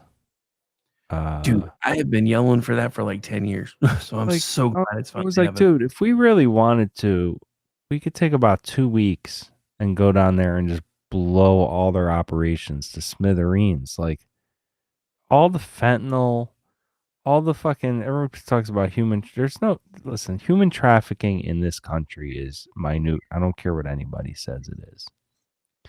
But it's not coming through the border. It's not down in those third world countries. It's a huge fucking problem. They're trafficking people all day long. That's the cartels. The cartels are doing all that. If any other they really are a terrorist organization. If any other criminal organization was murdering millions of people, which is essentially what they're doing with the fentanyl and drug trade, yeah, we wouldn't put up with that for 2 seconds, but we just allow the cartels to just get away with it unfettered, and we go, oh, they're in this other country. Like, what's Mexico gonna do if we go, hey, we're coming down there with fucking 20,000 troops, we're gonna blow these operations apart, we're gonna burn their fields, and we're gonna blow their houses to pieces? What could they do? Why haven't we done that? We know where they are. Well, yeah, our well, intelligence agencies know where every fucking cartel operation is. I actually know the answer as to why they haven't yet. I'm just glad that Trump said, "Fuck it, we're doing it anyway." Why? Because, the president of Venezuela faced the same thing. Everybody was like, "You don't understand how deeply ingrained the criminal economy and the regular economy are. So if you cut off one too quickly, the other one's going to crumble." And he's like, "No, trust me, it won't, and we're going to do it anyway." But that's been the answer. I mean, I think every president all the way back to Bush 1 was like, we need to do something about the cartels. And all of his advisors basically said the same thing, that, the cartels are investing here. They're tied into our economy. They do this, they do this, they do this. So if you cut the legs out from underneath them, you're going to run a risk of collapsing our own economy. Yeah, I Which, mean, I'm sure there is some of that. We wouldn't have Miami, you know? well, I mean, so assuming as just for Miami the wouldn't have been built if it wasn't for the drug true, trade. true enough. But assuming all of that is correct, even for just a moment, that would be like going to a doctor and the doctor being like, "Yes, you have really bad cancer, and yes, it's metastasized, but you're going to be able to enjoy your life a lot more if we just leave it the way that it is." Well, And and hey, listen, a lot of people choose that option. They say, I don't want to fucking go through years of chemo and poison and sickness. I'll just die from this thing. yeah, but then But I'm eventually with they you. die. That's the point. No, I Whereas agree with you. whereas most doctors would at least say that is your option, but we can do this, this, this, and this. You're going to be sick for a time. We'll get the cancer under control. We'll get rid of it for you. And then eventually all the things that you're going through are going to go away. You'll be able to get the weight back, this, that, and the other.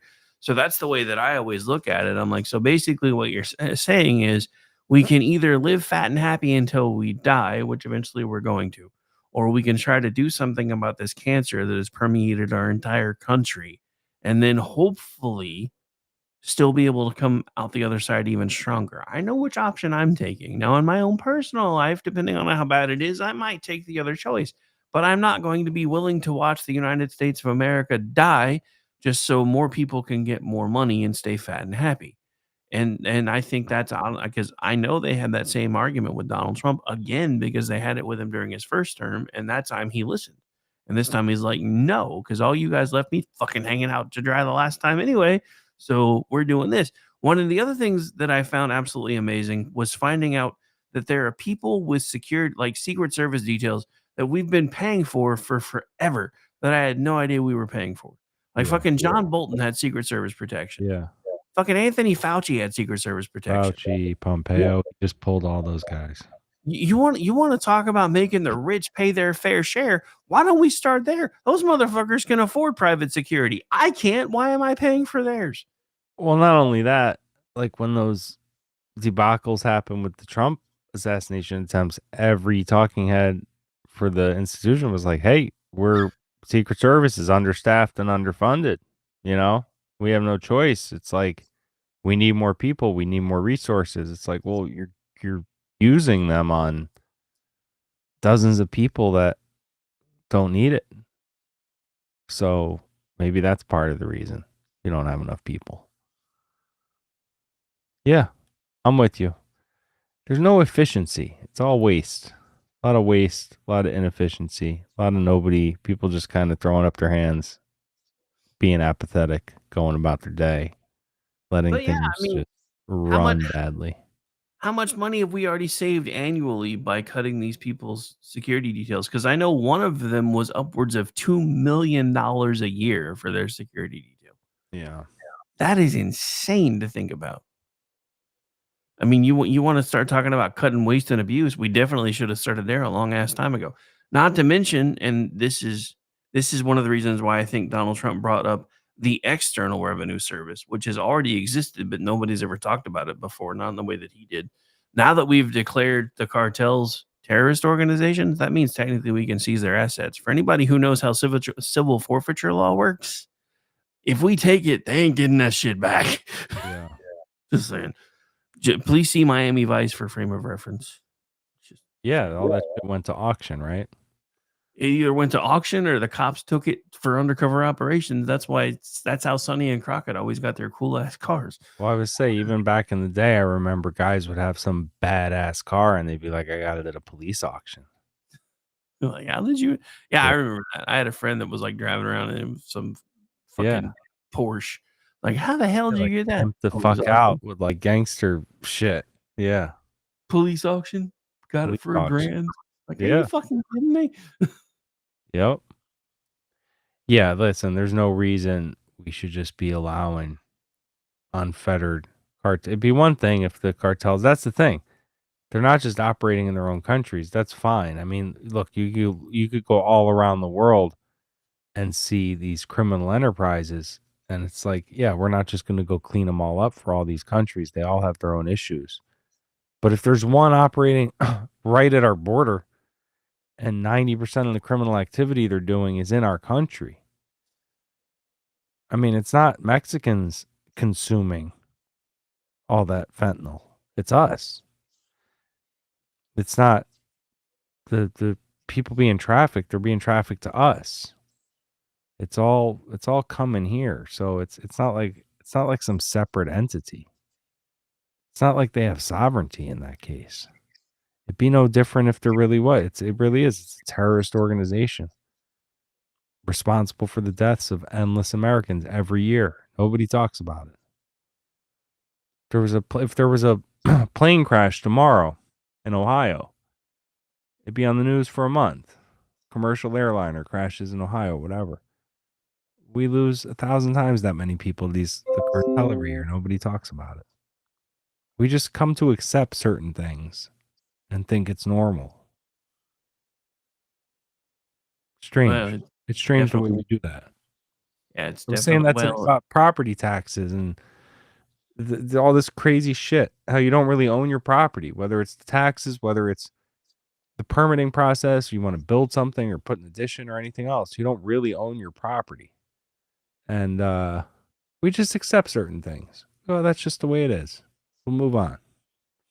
Yeah, I don't. add and add and add. Right, but it's like, it's that creep effect. And before you know it, we've just come to accept so many things as being normal. Why do we have to accept it? Anyway. We got a couple hours, Ricky. Yeah, I don't know why we accept a lot of the things that we accept, but yeah, I was about to call a lid too. Does anyone call you Ricky? Very few people, but a couple do. All right, I'm gonna call you Ricky. Schroeder, like Ricky Schroeder. Yeah, that's actually, believe it or not, that's where that came from. Because Rick Robinson is not my given name. Right, you told me. But yeah, so Ricky started because when I was a kid, my dad used to like to feather my hair, and when it was brushed a certain way, all my friends started calling me Silver Spoon, and then eventually it turned into Ricky. I love Silver Spoons as a kid, man. I mean, my sister grew up on that show. Yeah, and then eventually it turned into Ricky. I still have a handful of friends that call me that to this day. So, well, there you go. I'm gonna use it. NYPD Blue Ricky was cooler. This is true. Yeah, it's like watching the dude from Saved by the Bell, Mark Paul Gosselaar, play a bad guy now. I'm like, I can't really get around. I can't get into that very well. Dude, but you know what's wild is him and fucking Mario Lopez. I see on Twitter all day. He actually tweets a lot. Yeah, those guys haven't aged, man. I know, right? Mario Lopez, whatever that dude's regiment is, like that guy does not age. He looks just like Slater still. He's like 50. Well, I mean, MPG actually does look a little bit older, but only it's MPG does. But some of the parts I've seen him in, he's like growing a beard and shit now. He does, but he still looks fucking good for his age. And when he shaves, he doesn't look that much different than Zach. It's kind of he doesn't look different than college year Zach, and Lopez for sure is aged as well as anyone I've ever seen. You know what that is, right? That's that baby blood That Roseanne's the adrenochrome. that's that baby blood Roseanne's always talking about. I can't with those fucking people, man. Oh, Tom Hanks. Even Elon retweeted some meme where it included Tom Hanks in like the whole hierarchy of like Epstein and the fucking Rothschilds and shit or whatever the fuck. Like, bro, I will tell you right now that Tom Hanks isn't drinking fucking baby blood and sacrificing little children. It's like there are people with like millions of followers on Twitter talking about Tom Hanks. It's like the darkest guy in the fucking world. And it's like he's running this cult and like, get the fuck out of here. Even the stuff with like always the quiet ones, bro. Remember that. Even the stuff with like Jay-Z and Diddy and all. Look, is I of course, if they're raping underage people, that's as heinous as anything. I'm not saying that. But they always conflate it into like it's this devil worshiping Hollywood cult with their secret symbols, like the Wilson volleyball symbol. Like, do you guys know what that really means? And they think they're having like these secret underground meetings in black robes and sacrificing babies and shit. Like, people really think this. They really think like Tom Hanks and Ellen DeGeneres are in some fucking dungeon, like fucking slicing babies up. I don't know. A lot of people think this. This isn't some like marginalized deal anymore. Yeah, a lot of people think they're Jewish space lasers though too. So, yeah, but if you did a poll on Twitter right now and said how many people think Tom Hanks is like into like child sacrifice, it would be like a good amount of people. That's all I'm saying. I may test your theory tomorrow, but I'm too tired for it for tonight. Where can folks find you, man? We're gonna get out of here.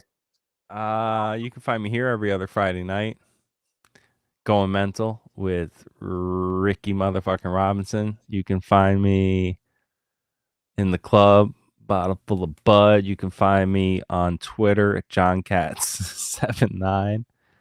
And my podcast, John Katz Show, due for another episode. It's been a while, but that's all up on YouTube, Spotify, Apple, etc. John Katz Show.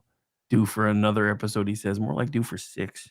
Yeah, I haven't done it in months. And where can everybody find you, Rick? It's easier to tell them where they can not find me. All right, so for tomorrow night, I'll be pushing buttons for the Front Porch Forensics crew starting right here on KLRN Radio at 9 p.m. Eastern. Sunday, I am off, but I hope to be riding for a few places because I don't do radio work on Sundays for right now. Monday, I am off during the daytime, but I'll be doing America Off the Rails at 9 p.m. Eastern. And then then I'll be running the boards for SHR Media simulcast over here at 10 p.m. Our time. So I think I'm going to do, I don't know, it's 9 Eastern. So I think I'm going to do like 2 hours on Mondays and then just dovetail right into Sean and run boards for him so we can simulcast. Tuesday through Friday, the Rick Robinson Show, noon to 3, right here daily. Then Tuesday night, I'm hanging out on the Manorama panel again. That's 10 p.m. Eastern. Simulcast on RX feeds, Rancor Steve's YouTube and Rumble channels. Wednesday night, full boat. So open at 7 p.m. Eastern. Not sure what we're doing with that yet. Conservative Curmudgeon. We're running the boards for him at 8 p.m. Eastern. Myself and Stacy will be on 9 p.m. Eastern with whatever. Rick and Ordy and I will finish out the live night for KLRN Radio at 10 p.m. Eastern. Then we'll go over to the SHR Media crew again and run Edge of Liberty. And we go over and do Behind the Enemy Lines Radio. Then we come back and do BZ's radio over on SHR Media. I'll be running boards till about 2 a.m. on Thursday. Then I'm back to do the Daily Show again. Thursday night, back doing Jen and Rick, 10 p.m. Eastern. Friday night, hanging out with Aggie at He Said, She Said, 8:30 p.m. Eastern. And you and I are off. Other than that, you can find me again as a contributor, twitchy.com, misfitspolitics.com, and theloftusparty.com. And I also produce the Loftus Party podcast, which drops on Tuesday. Hi, my name is Rick. I'm a workaholic. My last meeting was forever ago. If you like hearing me say that among everything else that I say, you can find me at RowdyRick73. You can follow along with the network at KLRN Radio and our new news arm at Digital Beacon US News. And that's it. That's all. I got nothing else to say for probably the first time in about 52 years. Good show, man. Appreciate you. Been fun, man. Be back in a couple weeks. Thanks for tuning in, y'all. John's like, dude, it's midnight where I'm at. I want to go to bed. I tell you, I'm gonna sing us out next time on this one.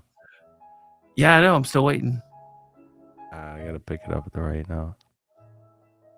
With your feet on the air and your head on the ground. You gotta turn it up, man. Hang on. Yeah. So slow.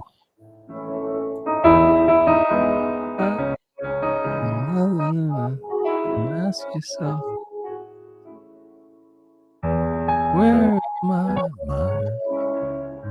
Where is my mind? Be good, y'all. Love you, brother, but don't quit your day job, okay? Night, everybody.